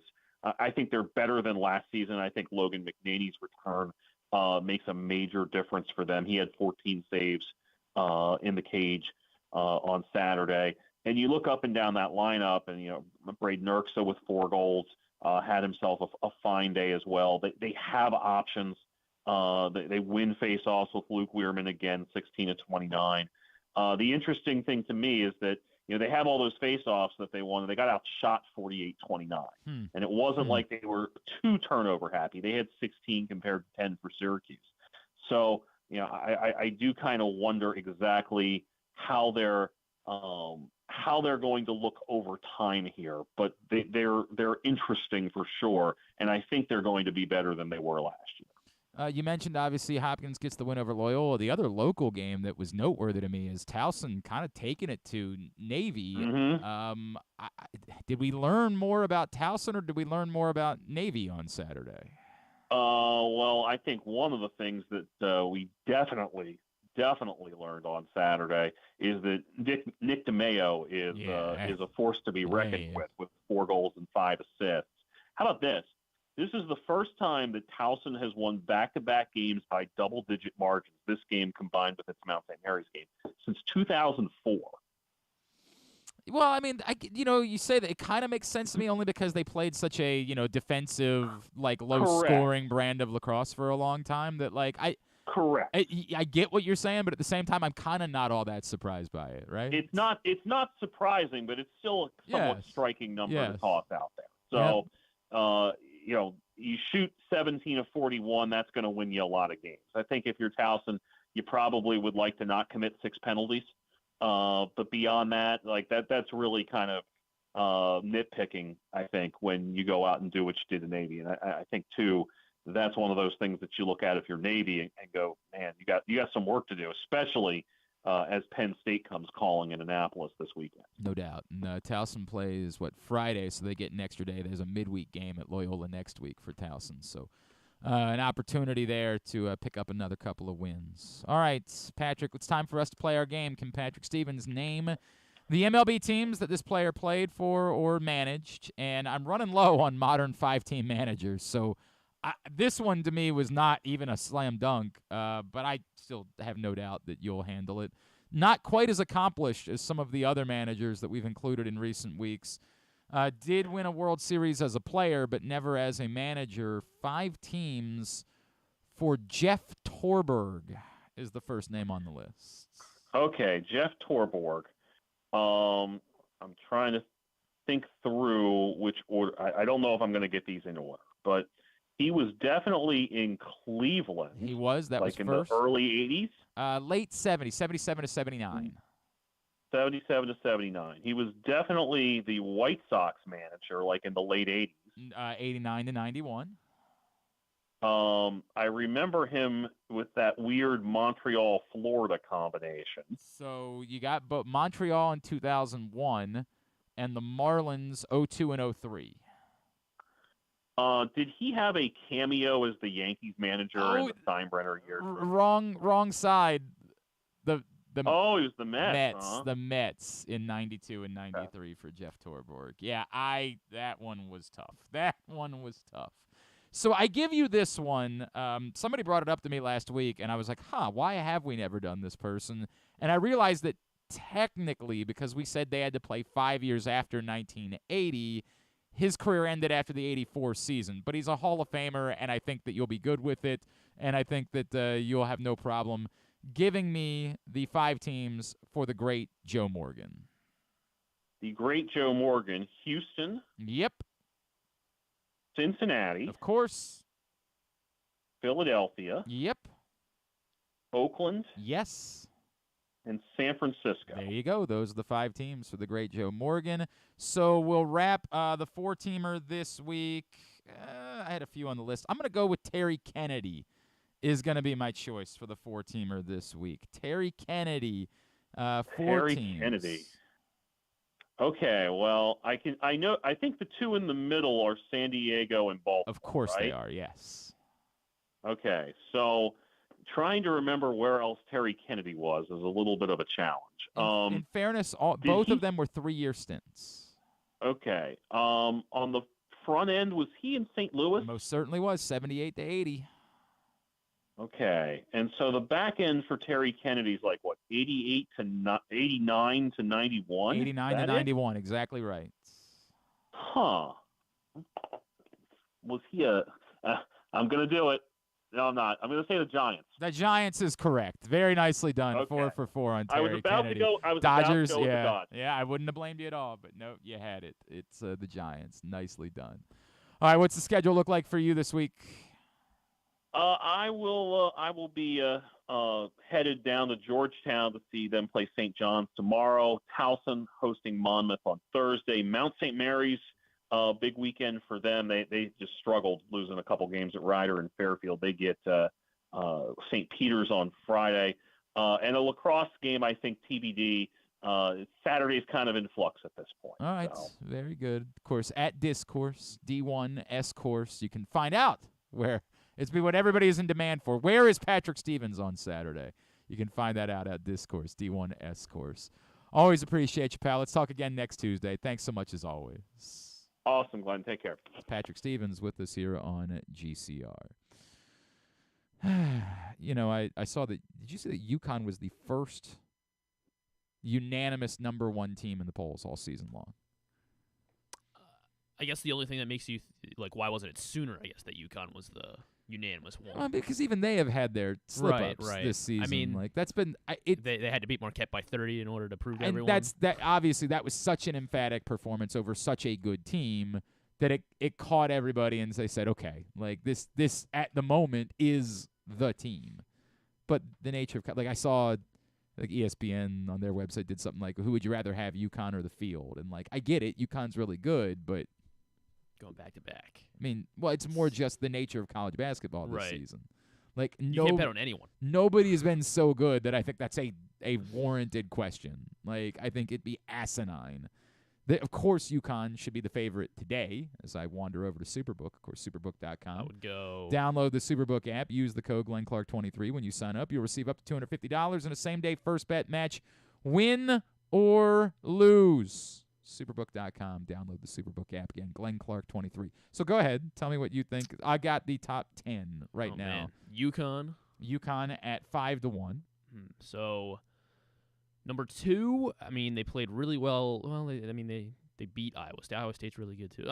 I'll go Purdue as number 2. Purdue, despite losing to Ohio State this weekend, is number 2. Houston. 6-1. Houston is tied for 3rd at 8-1. Houston is tied for 3rd. You should get this if you watch the tournament, the mock tournament thing from this week, because they were the other #1 seed. I did not watch the mock. Yeah, way to go. What have they done?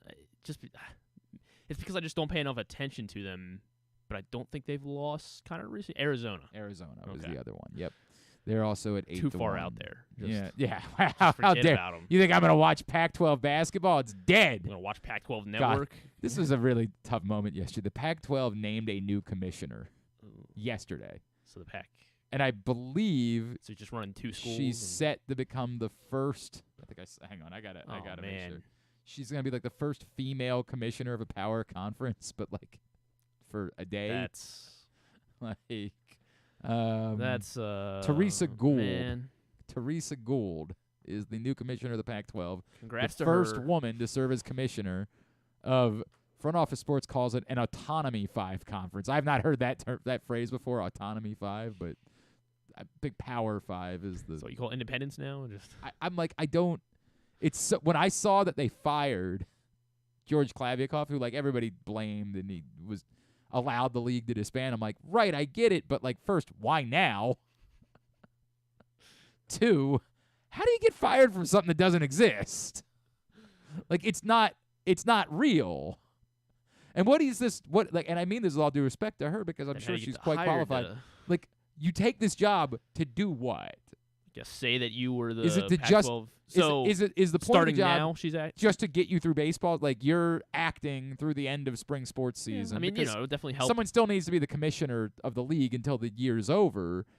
But are you just doing that, or is there an actual role that you're going to govern these 2 schools who are uncommitted to anything moving forward? Like, are you actually like in charge of? Yeah, I imagine there has to be some benefit, career-wise. Admittedly, I am surprised that the Pac-12 brand has not been appealing enough to at least for the Mountain West to say, just like we'll almost, take on the Pac-12 brand. Like, and immediately, now they lost out when Cal and Stanford went to the ACC, but there was a moment when all this unfolded to say, all right, we've got 4 schools left standing.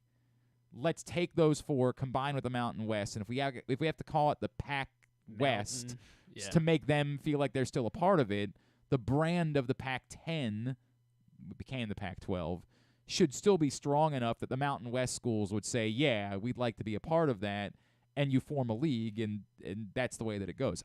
That's essentially what they're doing. Like, Oregon State and Washington State are going to play schedules against Mountain West teams, but they're not going to compete in the Mountain West. So they both made the championship? I don't know, man. The Pac-2 championship? I have no idea. It's butt awkward, but yes, they hired a commissioner. You want to keep going, or do you just want to bag it? I'll go. I don't think they're 5th, but Iowa State. Iowa State is currently tied for 9th. Even though I don't even know what they're ranked anymore, but Kansas. Or I mean, they're still ranked. Kansas is who Iowa State is tied with. Okay. Who else would be up there? You're missing 4 schools, 3 of which are all in the same conference. Are they Big 12? Oh, SEC. I haven't guessed any SECs. Tennessee. Tennessee is tied for 5th at 14-1. By the way, Iowa State and Kansas are 20-1. Just to win the national title. Kentucky. No. Auburn. Yes. 14-1. What other SEC school am I missing? I will go with Alabama. Alabama, 18-1, yes. And they are tied for 8th with? They are tied for 8th with this. What did you say the other conference was? I didn't say what the other conference was. Carolina. Carolina is the other one, absolutely. That's the other one. That's because it's Carolina. There you go. That's your top 10 at Superbook as far as teams most likely to win the national championship if you want to get your bets in. All right, still to come today, Terry Hasseltine is going to join us. We're going to talk about the CIAA Tournament and some other things on the radar for Maryland sports, big events. We'll do that not next. I got a couple of things I want to get to, but that's coming up as we continue along on Glenn Clark Radio. We're struggling today. We are. It's might not what be, are we doing? Might not be able to have you out on Monday nights anymore. It's impacting. All that drinking you did last night. Right. It's impacting your performance on Tuesday. It's Glenn Clark Radio. Hey, it's Jeremy Kahn. This postseason, bet in person at the Green Turtle Bet Park Sportsbooks with locations in Canton and in Towson, and enjoy the best in-class sports wagering experience at their state-of-the-art facilities, bringing an unmatched sports betting thrill. Gambling can be a fun and entertaining experience, but there are risks involved. If you're planning on betting on the game at the casino or on your phone or computer, know your limit, stay within it. Set a budget and a time to stop. Remember, gambling isn't a financial solution, and it doesn't mix well with alcohol or drugs. Know the risks and have a plan before you begin gambling. For free and confidential services, call 1-800-GAMBLER 24/7 or go to helpmygamblingproblem.org. Discover your next favorite beer crafted in the heart of Charm City. At Guilford Hall Brewery, we believe beer should be flavorful and easy to enjoy. Our meticulously crafted lagers and ales are derived from centuries-old European brewing traditions, a staple for both the seasoned beer aficionado or a novice hophead. Experience beer styles that dare to showcase the exceptionality of simplicity. Visit our restaurant and brewery at 1611 Guilford Avenue or view our menu and tap map online at guilfordhall.com. Guilford Hall Brewery, European tradition, Baltimore charm. Make the most out of every day in your Toyota RAV4. Available in hybrid or gas-only models. A RAV4 can get you where you want to go in style. Check out buyatoyota.com for deals on new RAV4s from your local Toyota dealer today. There's so much focus on sports betting these days, but I want to talk about an area that nobody wants to gamble on, where you choose to go out and spend your hard-earned dollars to eat. The Costas Inn is no gamble at all. The quality on their menu is outstanding, and the value is off the charts with a great and varied list of specials Monday through Friday. And the staples of the menu, whether it's salads, burgers, fish, they're all fantastic. And I haven't even mentioned the crabs or crab cakes yet. So check out the menu for yourself at CostasInn.com. When choosing a place to dine, never gamble on the food you put in your belly. The Costas Inn at 4100 North Point Boulevard or call 410-477-1975 for reservations and your steamed crab orders. 6 chicken tenders made from fresh, never frozen Royal Farms world-famous chicken, a family-sized order of Western fries, honey mustard dipping sauce, and a 2-liter bottle of Dr. Pepper. It's Royal Farms' new Tucker's Tenders Meal. It's Justin Tucker's favorite, and at only $19.99, it'll be your favorite meal too. The new Tucker's Tenders Meal, available only at Royal Farms. Now you can kick back, relax, and eat like a champion. Real fresh, real fast, Royal Farms. What company has the expertise to make your home healthier by purifying your air and killing all viruses, allergens, and bacteria? A.J. Michaels, Heating and Air Conditioning in Baltimore and Annapolis, ajmichaels.com. Hungry? With 7 locations throughout Maryland, Glory Days Grill is always right around the corner. They have wings, burgers, salads, sandwiches, and drinks to satisfy everyone, as well as tons of televisions and sound delivered right to your phone. Glory Days is the best place to watch football or whatever your favorite sport is. While you're there, be sure to check out Goose Flights Lager, named in honor of legendary Raven Tony Goose Siragusa. $2 of every can is donated to the Goose Flights Foundation. Glory Days Grill. Great food, good sports. One of the things that's definitely wrong with this country is that this dude still has a job somehow, some way. Glenn Clark. It is a Tuesday edition of Glenn Clark Radio, and let's do this now, in fact, as our next guest is a friend of ours. He is the executive director of Maryland Sports and always working on something. Next week, the CIAA Tournament returns to Baltimore. Joining us now, Mr. Terry Hasseltine. Terry, good morning. It's Glenn. It's always good to catch up. Thanks for taking the time for us. Oh, our pleasure. Thanks for having me. So let's go back. Let's work backwards for what the vision was when the CIAA and Baltimore and the state of Maryland first started talking about the possibility of this.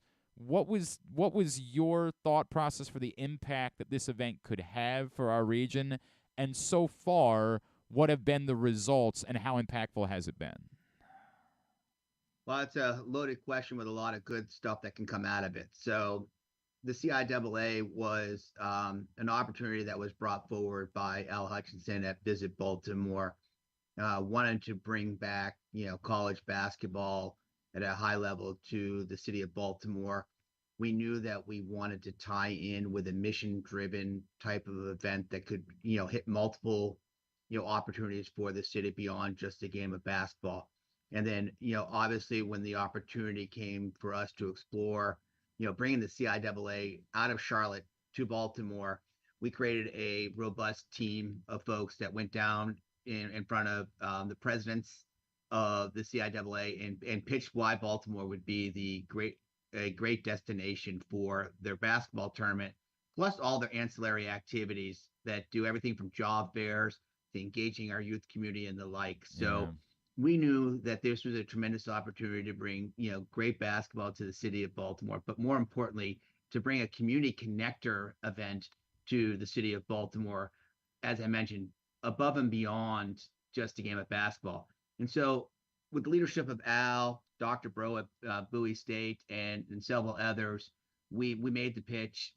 We explained to them why we think this event is important to our landscape, why we think that the impact that this tournament could make on the city of Baltimore would be significant.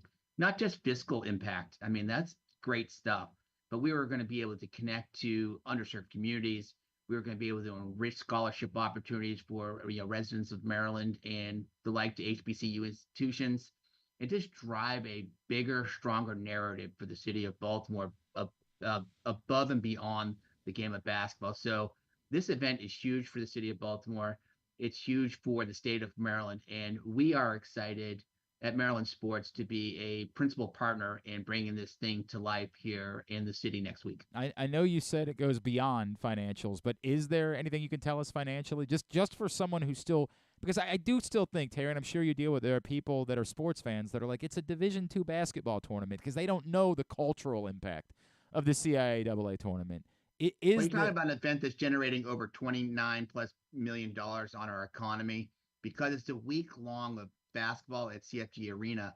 However, there are job fairs, there are fiscal, relevancy programs, there are career fairs. You name it. It's about bringing the community together to celebrate the game of basketball and all the pageantry that goes along with HBCU culture and the like. So it's really important that we realize that the game of basketball might be at the forefront of bringing this event to Baltimore, but it's really the connecting pieces that get out into our communities, that get out into our campuses, and that get out into the young people of the city of Baltimore and say, there's bigger things beyond the game. There's things that you can learn and take away from this event that you can bring back to your home community, whether that's, in Baltimore, if it's down at Bowie, down in Prince George County, wherever it might be. There are tools and there are opportunities and there are experiences above and beyond the game of basketball. Why this thing touches so many valuable and critical points for the entirety of the city of Baltimore and the state of Maryland, and why we're so excited to be a part of it. I know last summer there was an extension announced to keep the event here through 2026. As far as you guys are concerned and the relationship, is there reason for you to believe that there's a real possibility of making this, I know permanent's always a tricky word to use, but making this go even further than 2026?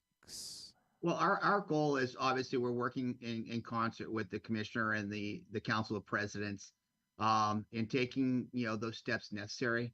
I mean, the fact that we got out of the gate as strong as we have with delivering this event for the CIAA and a great partnership. Jackie McWilliams, the commissioner of the CIAA, is one of the greatest leaders in college sports right now. And the fact that we have the opportunity to work in concert with her and her team and the presidents throughout the CIAA is critical to the future growth of the things that we want to do in sports tourism in general, in the city of Baltimore and the state of Maryland. So, yes, our goal is to have this thing, we'd love to see it permanently, in the fabric of Baltimore's landscape.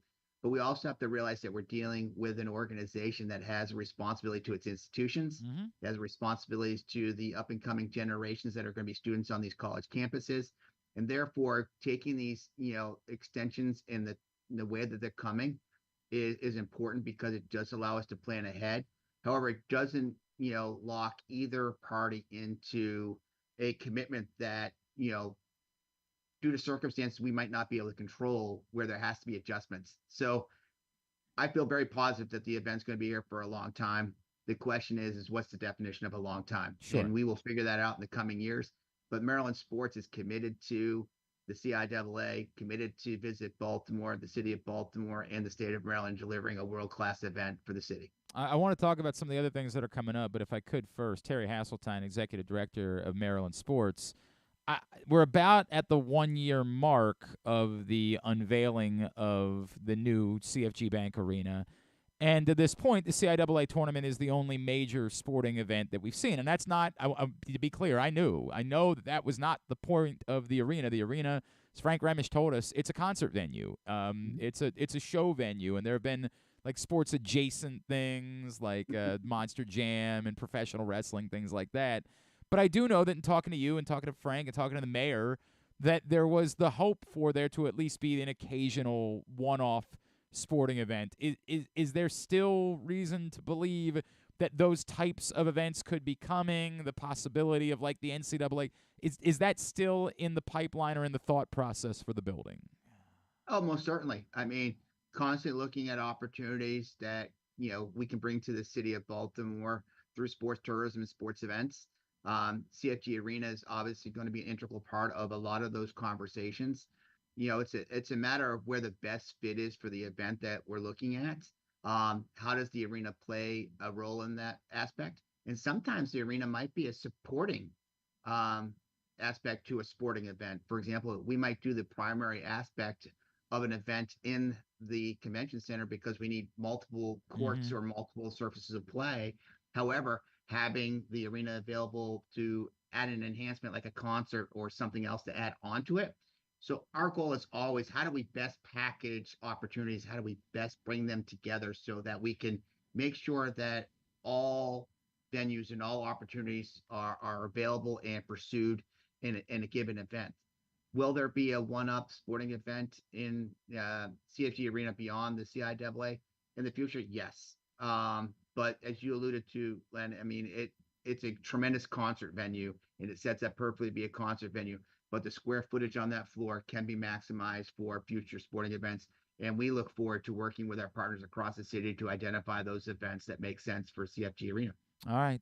I look forward to hearing more about that as we move forward. Terry, I know that there's some big-time soccer head to the state of Maryland this summer. I don't. The thing that's been reported from the last week, is that public yet? Can we talk about that thing?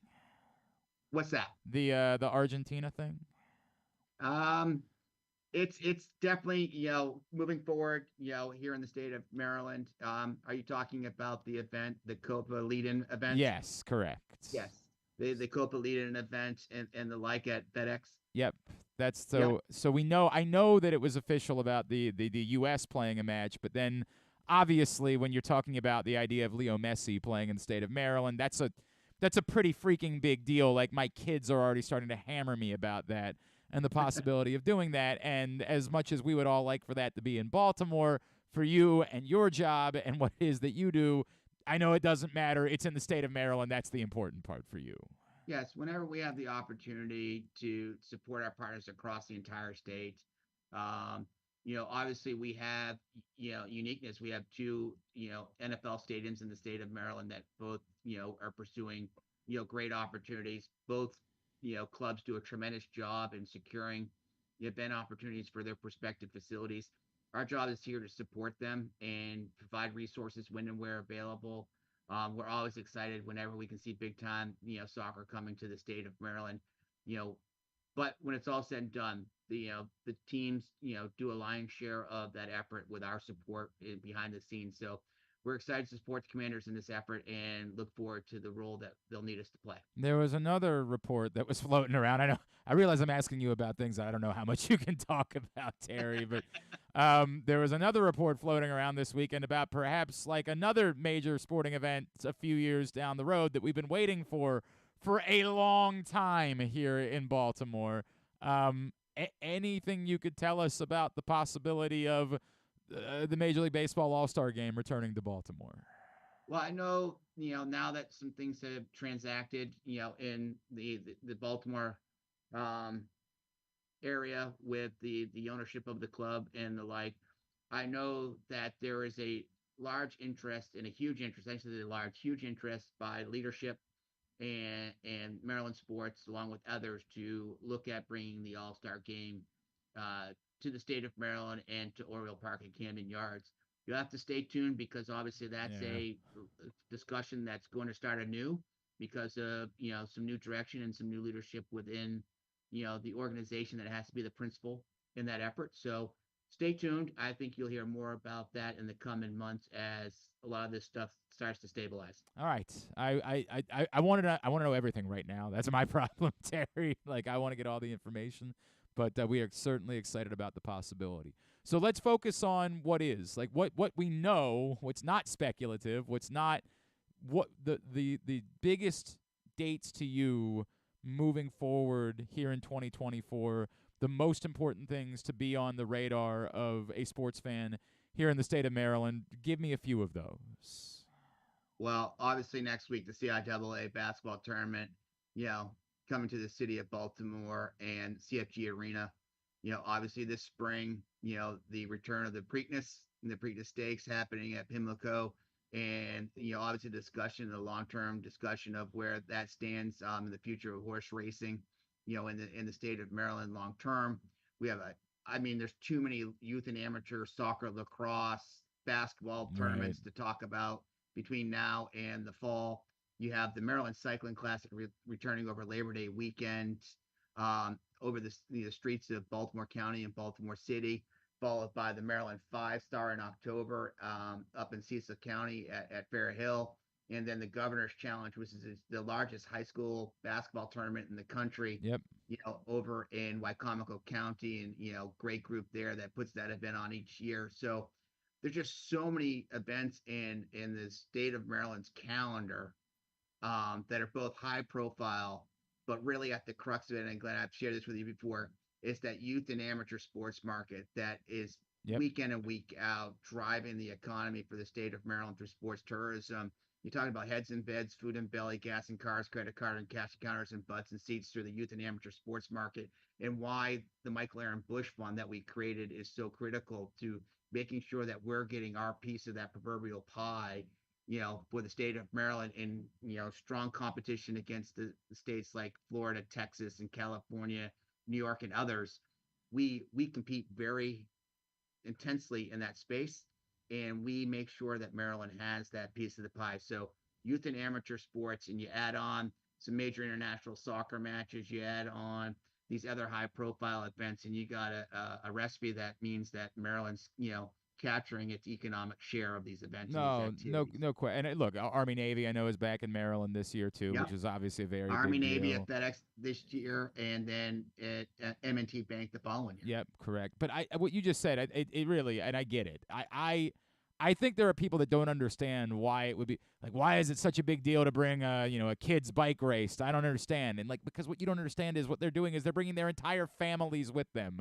And as you just pointed out, they have to stay somewhere. They have to eat somewhere. They probably want to go experience the region while they're here. Like, hey, if we're going to make a trip, we might as well not just be cooped up in the hotel the whole time. We might as well go out and maybe go to an Orioles game and go like that. It's so significant, the impact that those types of events have for bringing dollars to the state of Maryland. Yeah, if you look at a lot of the studies that are out there in the current market, what was the purpose that triggered, a visitation to a destination? And you will see that, since COVID especially, sports is usually a driving factor in that determination, whether that's, Johnny or Sarah, whoever playing on a ball field, that triggers another ancillary activity to occur, i.e. like in a museum visit or whatever. It's usually the sports event that's driving the travel or the trip that then stimulates other activities to occur in concert with it. So it's called a sportcation or a staycation or travel vacation, whatever you want to call the term that's out there in the marketplace right now. We use sportcation because it's usually sports that's driving the vacation. And that's what you see during the summer months, specifically on the lower eastern shore, Ocean City, Wycomico, and Worcester County. I mean, the USSSA World Series, sand soccer, sand lacrosse, you name those activities, they're happening because not only are they playing competition for a day or two or three, they're also staying a day or two or three, because if you're in that destination and there's sand and there's water, you're creating a vacation out of what is stimulated by a sports activity. Before I let you go, Terry, you and I talked a little bit off the air about the pro lacrosse, and obviously we know now that there's a team that's going to call Maryland home, and it'll be interesting to see how that plays out as the PLL shifts to more home and away. But what's fascinating to me and I don't know how much, was there a study done, a significant study about the possibility of a new stadium being built to host like a USL team as well as perhaps pro lacrosse? Well, there was a study just done with DC United on the MLS Next League, which the study is now public. You can find it on the Maryland Stadium Authority site to look at the impact of that, which is a facility which would be targeted primarily for soccer. However, we know that the dimension of a soccer pitch and a lacrosse pitch or field are very similar in nature. So could there be a cross utilization there? There's the potential of that. However, the Whipsnakes, that are calling Maryland home this coming year, will be, playing, here in our great state at Johns Hopkins at Homewood Field and during their barnstorming tour. And we're also working with them on some youth grassroots development with the PLL and some of their growth strategies and bringing opportunities to the forefront through youth sports and a collaboration that would be statewide. So having the PLL here is a great opportunity for the state of Maryland. Above and beyond the professional team calling Maryland home, it's grassroots connection to grow in the game of lacrosse here in the state. Our state team sport, obviously lacrosse. Lacrosse is headquartered here. Now having the PLL, having a home team here allows us to continue the expansion of the importance of lacrosse to our economy, the importance of the game to health and wellness of young kids and the growth of young men and women, through the game. It also makes sure that we go all the way from grassroots all the way up to the upper ranks of the sport. And I think that's critical as the sport continues to expand and gets added to the Olympics in 2028. Obviously, that's a very big deal for everybody involved. All right, Terry Hasseltine, where can people find out more about what it is that you guys are doing with Maryland Sports? MarylandSports.us Maryland is Sports. our website, and we're on every social handle you can think of. And so when you want to know about sport tourism and the impact of it, go to MarylandSports.us. Terry Hasseltine, always appreciate you, sir. Thanks for spending some time with us this morning, and look forward to chatting you again. Look forward to it. Thank you so much. Terry Hasseltine, Executive Director of Maryland Sports, with us here on GCR. I'm always interested in the stuff that isn't known just yet. Like, that's the stuff that I want. I'm like, come on, tell me about this. Yeah, there was something floating around on social media that perhaps the Orioles are the favorites to host the 2029 All-Star Game. Now, I don't know exactly where that started because, unfortunately, I was seeing like the third and the fourth people that were sharing it, and so there's always the danger that, like, when you get to that point, that would you find out where it started from? The answer is nowhere. Like, it's just the nature of the beast. These things happen.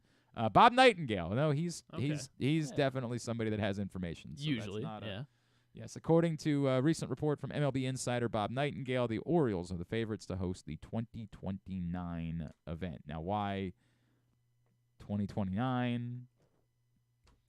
According to Bob Nightingale, so this year it's the Rangers, the Braves the following year. Remember, the Braves were originally scheduled to host, but then had it taken away from them in the aftermath of one of I think there was a voting rights law that was very controversial in the state of Georgia. And then the Phillies are hosting in 2026. Apparently, the Blue Jays are the favorites to host in 2027. And the Cubs were on and there the as Cubs well. in 2028.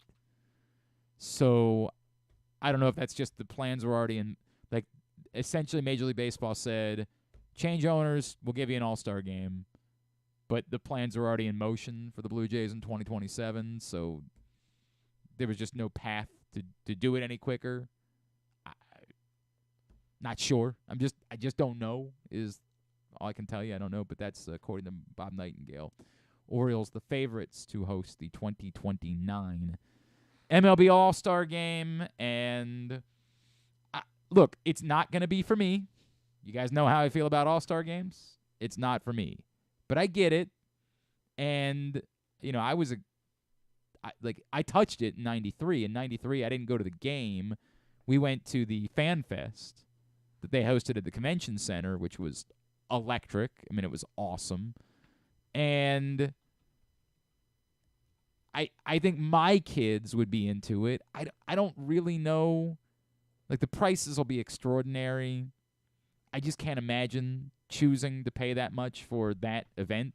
Like, I get that, like, when a big event, this is the thing I was talking about yesterday, when it feels like it's the thing that's going on, wanting to touch it is a big deal. I'm the wrong guy to talk about that, because I would rather have hosting the World Series will be a big deal for me. Hosting the All-Star Game, not remotely. Like, not even a little bit. Everyone's going to be watching. Cool. Our city. Cool. Our and that's stadium. the value is there'll be a big TV audience, and you get to tell your story and shine. I'm not saying it's not valuable. I just can't fathom choosing, if you're Joe in Lutherville or, Sally in Ellicott City, I can't fathom spending extraordinary amounts of money to be at the All-Star Game. I can't really even fathom spending that much money to be at the Home Run Derby, which I still think is better. But I think if I remember correctly, the Home Run Derby tickets have been as expensive, if not maybe more expensive, than All-Star Game tickets in recent years. So I just can't fathom that being how you choose to spend your dollars just to say you were there. Like, I want to be there for the World Series. Like, if I'm spending an extraordinary amount of money, it's going to be for that, not to just say that I was at the event that people were watching. Like, I just can't imagine that. But I get it. It'll be a big economic boom. I'm rooting for it nonetheless, despite it not being an event for me. You just hate Baltimore. Nope, not remotely. I want Baltimore to get it because it's a huge economic opportunity for Baltimore, and because it'll impact everybody. It'll impact I don't know that people just travel from all over the world to be at the All-Star Game, but a lot of national media.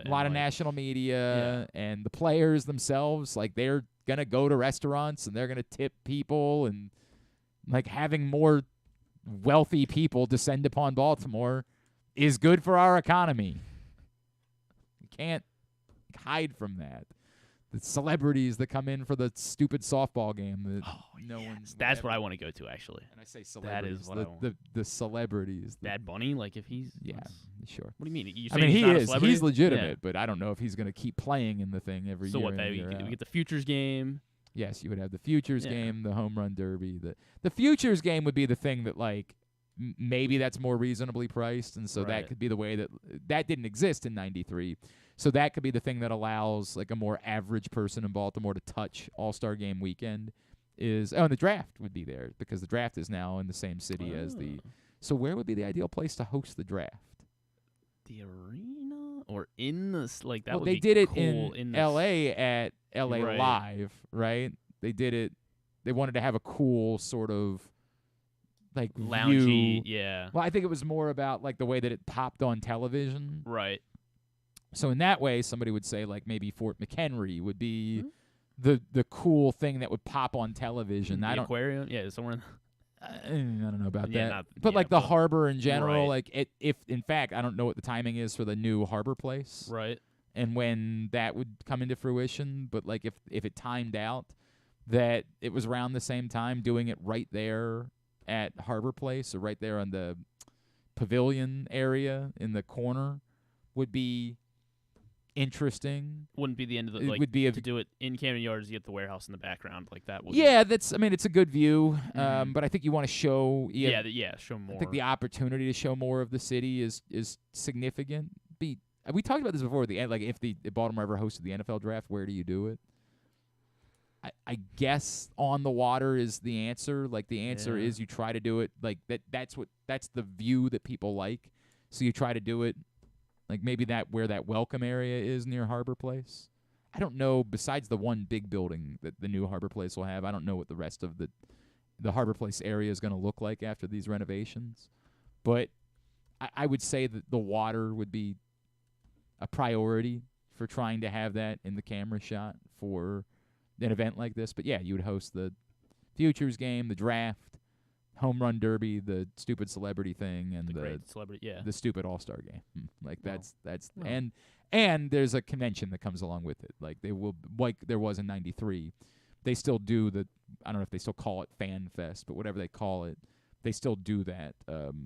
And so that would all be a part of Baltimore hosting the 2029 All-Star Game, if indeed it comes to fruition, as has been suggested by Bob Nightingale. So hope that's the case. That would be great news. That'd be great news. I don't know how far out they typically announce All-Star Games. Like right now, the next 3 are announced. So I don't know if you have to wait till like 2026 to get the answer for whether. Well, I guess I would go. Yeah, that's what you're saying. Right? Yeah. Like right now, we Well, only I mean, know. yeah, if they're well, like no, hang already on. We only know through flirting- 2026 right now. Yeah. They're So if they're only hypothetical. planning out 3 years. Right. So do we have to wait till 2027 to find out officially?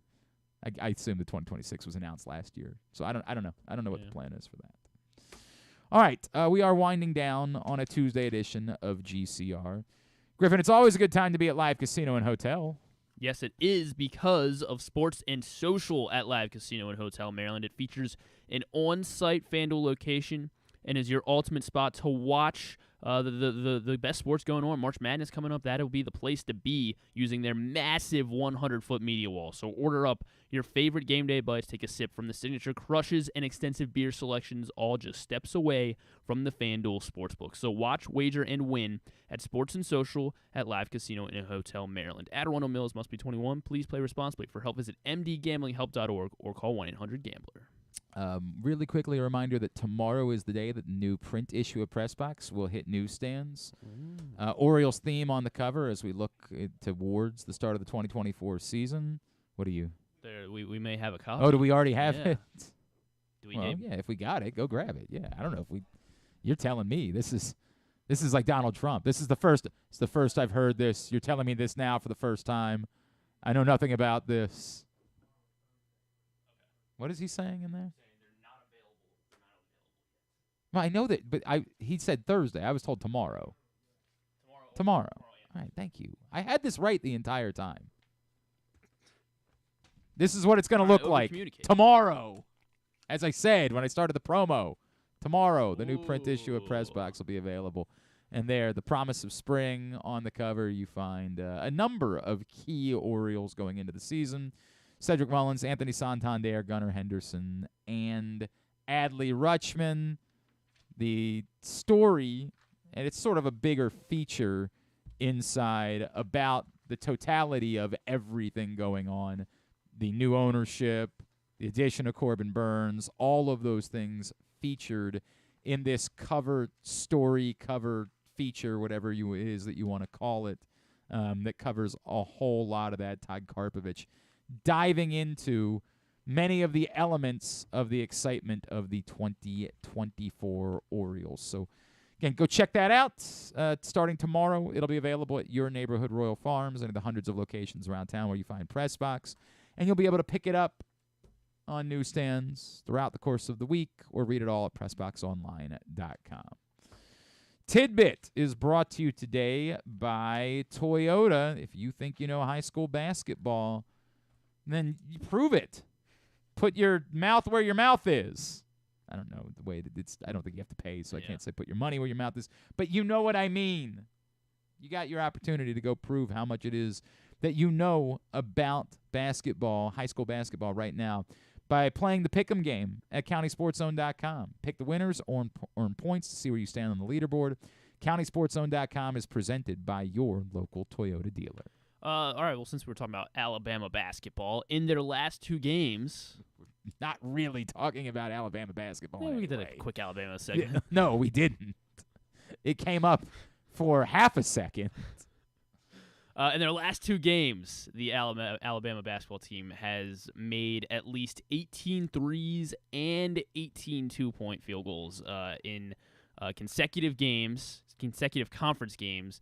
And they are the first team in at least the last 25 years to have consecutive conference games of at least 18 twos and 18 threes as they put up triple digits against LSU and Texas A&M in their prior 2 games. Not only that, but they have now hit that 100-point mark 8 times this season. So coming from Jeff Borzello via ESPN Stats and Info, no other team has done that more than 5 times this season, and they're the only SEC team to do it that many times in the last 30 seasons. The last time it was done more by an SEC team was 1995-96. Who was? Kentucky. Correct. Yeah, I mean. They So were that good. is who Alabama's chasing. If they can get they can break that record. If they have 2 more triple-digit scorers this season, Alabama definitely buy stock now. Is that what they're saying? If you say so. Damian Lillard, you'll love this one. He became the only player in NBA history to make 10 threes in a regular season game, a playoff game, and the NBA All-Star game. Say that one more time. He became the first NBA player ever to have 10 threes in a game, in a regular season game, a playoff game, and the All-Star game. Who cares? Well, he's the first to ever do it, so you tell me. Great. Denny Avdia also last week. We got to get all the basketball ones out of the way. He became the first Wizards player to score 40 points. Actually, became the first Wizards player to ever score 40 points, because the last time it was done was 1987, when they were still known as the Bullets. Do you know the last Wizard, I put in quotations, Wizard to score 40 points? I mean, Gilbert Arenas? It was not Gilbert Arenas. It was 87. What? Yeah. 1987. Wait, Bradley Beal never scored? 1987 is the last time that that's really kind of stunning, man. Like, I know they're an inept organization, but, like, even by their standards, that's not. 1, 2, really? 3, 4, 5. They've had 5 players. Denny is the 6th. They've had 5 players in franchise history score 40. You have to. Who could possibly care is the first thing you want to say. I can't even tell you who was on that team in 1980. Muggsy was on the team around then. I'm gonna guess he never scored 40 points. It was not Muggsy. He didn't score like that. I couldn't, with my life on the line, tell you. Washington Bullets in 1987 on January 12th. How would anybody know this? No one in Washington would know this. It was, you ready for it? Moses Malone. Okay, if you say so. Moses Malone sure. dropped 41. You want to try to name the other, Bullets, Baltimore Bullets, and Washington Bullets Wes players? Unseld? Wes Unseld never did it. Phil Chenier? No. I'm going to run out of guys that... Earl the Pearl? No. What are we doing? Elvin Hayes? Yes, Elvin Okay, Hayes. cool. Elvin Hayes did it several times in the 70s. And then This would require me to... This is the most irrelevant franchise in the history of American pro sports. And they rival the Arizona Coyotes in that way. All right, so then I'll just give it to you. Gus Johnson. I probably could have gotten Gus Johnson. Bailey Howell. I don't know what that is. Walt Bellamy. Maybe could have gotten Walt Bellamy. That's maybe. the list. That's the list. Elvin Hayes. This is terrible. Like, I mean this without. It's not just because why would anybody in Baltimore care about this? Like, it's really bad when no one in your own city cares about it. They're all hot and bothered about this arena thing in D.C. It's the thing that is driving every day of conversation is that everyone hates this idea of moving the. Nobody likes it. There's nobody that thinks it's a good idea for the teams to move out of the city and into the... I left off a crucial part of the tidbit here. Oh, did you? Yeah, 15 rebounds and 40 points. That's why Bradley Beal didn't show pretty up. critical, yeah, Griffin. Denny Avdia. Pretty critical yeah, to leave that part of the conversation out. All right, fine. We'll do another one. No, I mean, if it's related to the Wizards, I sure as F don't. It's not related to the But Wizards. I'm going to say this. Unless something ungodly changes... There should never be another Washington Wizards. Well, it was half of Baltimore Bullets. Sorta. Gus Johnson and... Yeah, sorta. There's my no tie-in. reason why anyone on the planet should ever be No talking sports about yesterday. the I guess history I of the should have done a Washington Daytona Wizards. tidbit. That would. William Byron won the Daytona 500, whoever That was the tidbit I should have done. Apparently, who won the Daytona? Apparently, NASCAR fans don't like it because he caused a crash, and then ended up benefiting why I from kinda it cared. or something. I couldn't. Griffin at one point it was on at the bar. Griffin looked up it looks kind of cool. Well, yeah, because there was a bunch of short carnage. Sure. Oh well, yeah, because when they're doing the interview, fireworks. yeah, at the the fireworks end, look yeah. really cool after They this. should run it at night more often. I don't know what time it normally. They should. But it may be that it starts at 3 and that it ends at 9. I don't know. I don't. I have It no ends at, idea. 6 or 7. Yeah, and so it's already they can do the fireworks anyway. I don't know. Yeah. I'm sorry. This will never be. If you're our guy John. Seems like a if President's you're, Day thing. If you're moving forward. into racing, God bless you. It's a big day. And look, President's Day, as I pointed out, wide open. I spent time with the PLL yesterday. I thought that was cool. I thought it looked great. That might be something they want to try to keep. I think 11:30 is too early. They got to figure out what the right time is to start that. But the way that they've made Memorial Day, lacrosse has really gotten the chunk. They are able to get people that don't watch lacrosse to watch the championship game on Memorial Day. I remember we were talking about that with Tyus Bowser the last, because Malik Hall was a lacrosse player. We were talking about lacrosse. He's like, dude, I watch the championship game almost every year because it's become part of sort of the zeitgeist of the holiday. That, like, that's what's on TV. That's the big sporting event they present on TV. So if you're a sports fan, you're inclined to watch it. And it starts at noon, so before, like, if your baseball team is playing on an afternoon game Memorial Day, it starts before that game. Like, they've figured out a way. So maybe the PLL is stumbling into something with President's Day, and can they make – because nobody else wants it. As we said yesterday, that there were hockey games, but they were just regular-ass hockey games. Like, there weren't anything that – if you had played the stadium thing on President's Day, maybe you can make that a thing. Like, maybe you can create a vibe and an energy that people want to watch that. It's always a difficult thing to do with the afternoon on President's Day because not everybody has off on President's Day. Like, it's a federal holiday, but, like, not every business is like, yeah, we're taking off on President's Day. So it's a tricky thing to try to capitalize on, and I think that's why no one's ever really seized. Like, a lot of people don't even – I said this yesterday. People just don't want to take the day off. It's a winter holiday. Why would I take the day off? What if I just came to work? Can I have another day off in the summer? You think I'm not taking another day off in the summer because I came to work yesterday? You're wrong. I'm definitely taking another day off in the summer. I'm stockpiling. I'm going to maybe work it out so I don't have to work at all this summer. Wow. I threatened last year to, like, do the 4-day schedule in the summer, and then, of course, I bailed on it immediately. I'm like, what would I do? Not enough life to live. In a perfect world, I'm like, I could spend another day with the kids, but then, like, that's going to cost me money. Like, no matter what, they're going to want to go somewhere. Like, they're not just going to want to go ride the bike. Like, they're going to say, let's go to the arcade. Let's go to Six Flags. Let's go to indoors. Like, so I kind of bailed on it, but I've threatened that a couple of times to do the Howard Stern thing in the summer where I just do 4 shows a week and take a day off. I'll have that feeling come up again this year, and then I'll bail on that again. Inevitably, I'll be like, I'm just going to go to work.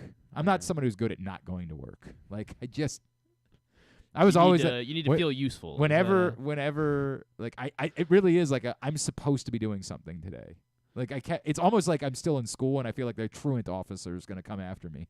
Like, sir, aren't you supposed? When I worked in Arizona, we picked up a weekend national show on Sporting News Radio.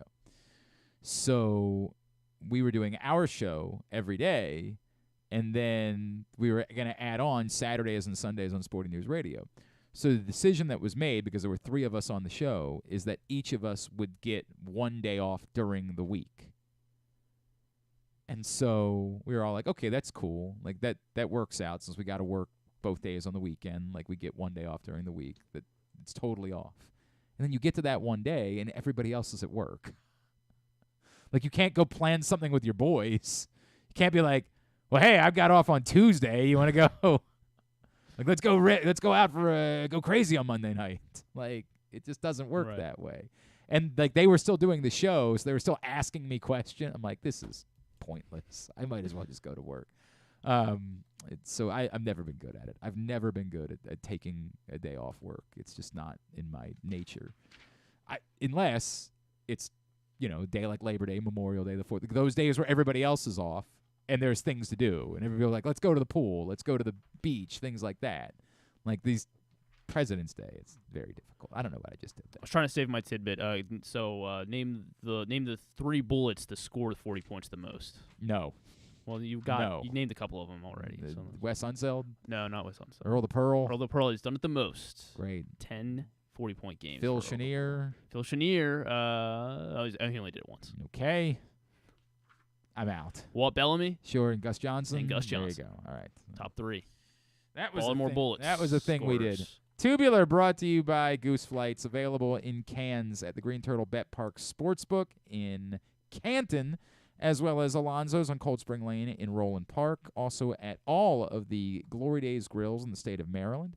It's available in cans and 6-packs as well at Costaston and Dundalk and Guilford Hall Brewery in Station North, and available in 6-packs and cases at the Wine Source in Hamden. $1.98 from every can sold goes to benefit the Goose Flights Foundation and what they're doing to provide non-emergency medical transport for those in need. Find out more at PressBoxOnline.com/gooseflights. Maryland, Wisconsin tonight at 9 o'clock on Peacock, preceded by Iowa, Michigan State at 7.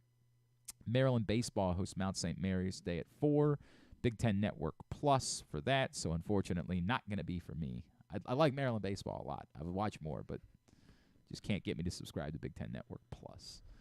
Everything else, college basketball-wise, go to glennclarkradio.com and find it there. Devils Capitals at 7 on Monumental. CBS Champions League on the big CBS today. Inter Milan and Atletico Madrid at 3 o'clock.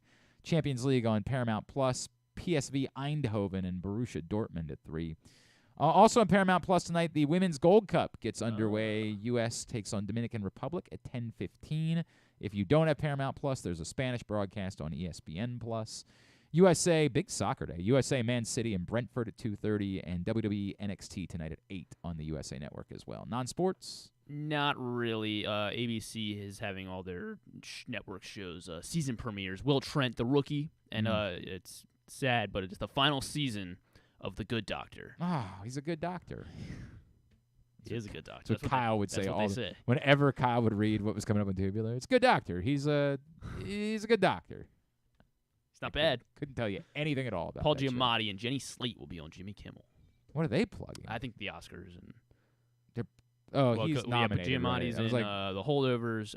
No, Jenny Slate has a comedy special on Friday. I enjoy Jenny Prime. Slate. She was on a show that I loved, and I've already forgotten what it was called. She did a voice on Big Mouth. No, that's not what she was on a show. She was like a supporting character in Parks and Rec. Yeah, she was John Raffio's yes, correct. Sister. She was on a show that she had a major role. It was her, and I think it was called Married. It was on FX, if I remember correct. I'll give it to you. It was Married is what it was called. It only ran for 2 seasons. It was Judy Greer, Nat Faxon, Jenny Slate, Brett Gelman, and I believe Paul Reiser. Yeah, she voices Tammy in Bob's Burgers. I gave up on Bob's Burgers a long time ago. Great. No, it's not. It is. It's fine. It's fantastic. It's agreeable. No, it's not. It's agreeable enough that you're not offended by it, but it is not in any ways fantastic. It's just fine. So tremendous. It was not worth sticking with after a little while. I also had to give up on all the other ones, and Family Guy, Simpsons, all those shows. Like Simpsons is probably still brilliant. It's just Also, I got to be honest with you. Viewing. It was a DVR problem because when I was in the DVR era, the football games would always run long, and so I go to watch Simpsons on the DVR, and watching the Cowboys game again. Right. It's too much. Too much. Can't put this much. I can't put this much effort into it. Sorry, I'm out. See you guys. Enjoy your show. Thanks to everybody at PressBox, all of our great sponsors and partners. Oh, I didn't thank the guests. I guess I should have done that. Well, we can do it out of order. It's fine. Thanks to our great sponsors and partners. Live Casino and Hotel, Mother's North Grill, AJ Michaels, Guilford Hall Brewery, Royal Farms, Costa Sin, Superbook Sports, Glory Days Grill, your local Toyota dealer, buyatoyota.com. Thanks today to Keith Law. Thanks to Terry Hasseltine, Patrick Stevens, Wes Brown. We'll get all of it up in the greatest hits section of the Oh, my God, it's so good. tab at glennclarkradio.com. Tomorrow. Ben Verlander will join us tomorrow morning. Okay. Drew Forrester is going to be here. That's unfortunate. I guess. I got to do 2 shows with Drew Forrester this week. I told him, you want to? He went 4 for 10 in Dead or Alive. 4 for 10. It was a rough. What did he do? Rita went 7 for 10. Okay. Drew went 4 for 10. He killed off Sandy Koufax. Man. I got to be honest with you. I also would have thought Sandy Koufax was dead. We haven't seen him in a long time. I know. I would have assumed that Sandy Koufax was dead. He killed off Roberta Flack. He killed off Phil Donahue. He killed off quite a few folks. It was a rough day yesterday. Well, I'm glad they're still with us. Dead or alive. Yeah. I was happy to find that out. It was a poor showing. All right. Stuff and things? Yes. Great. Thanks, everybody. I did that part. Thanks to Griffin at Griffin_Bass. Follow us Twitter, Instagram, and TikTok at Glenn Clark Radio. Have a great Tuesday evening. Go Maryland Hoops, I guess. Yeah. Duke sucks.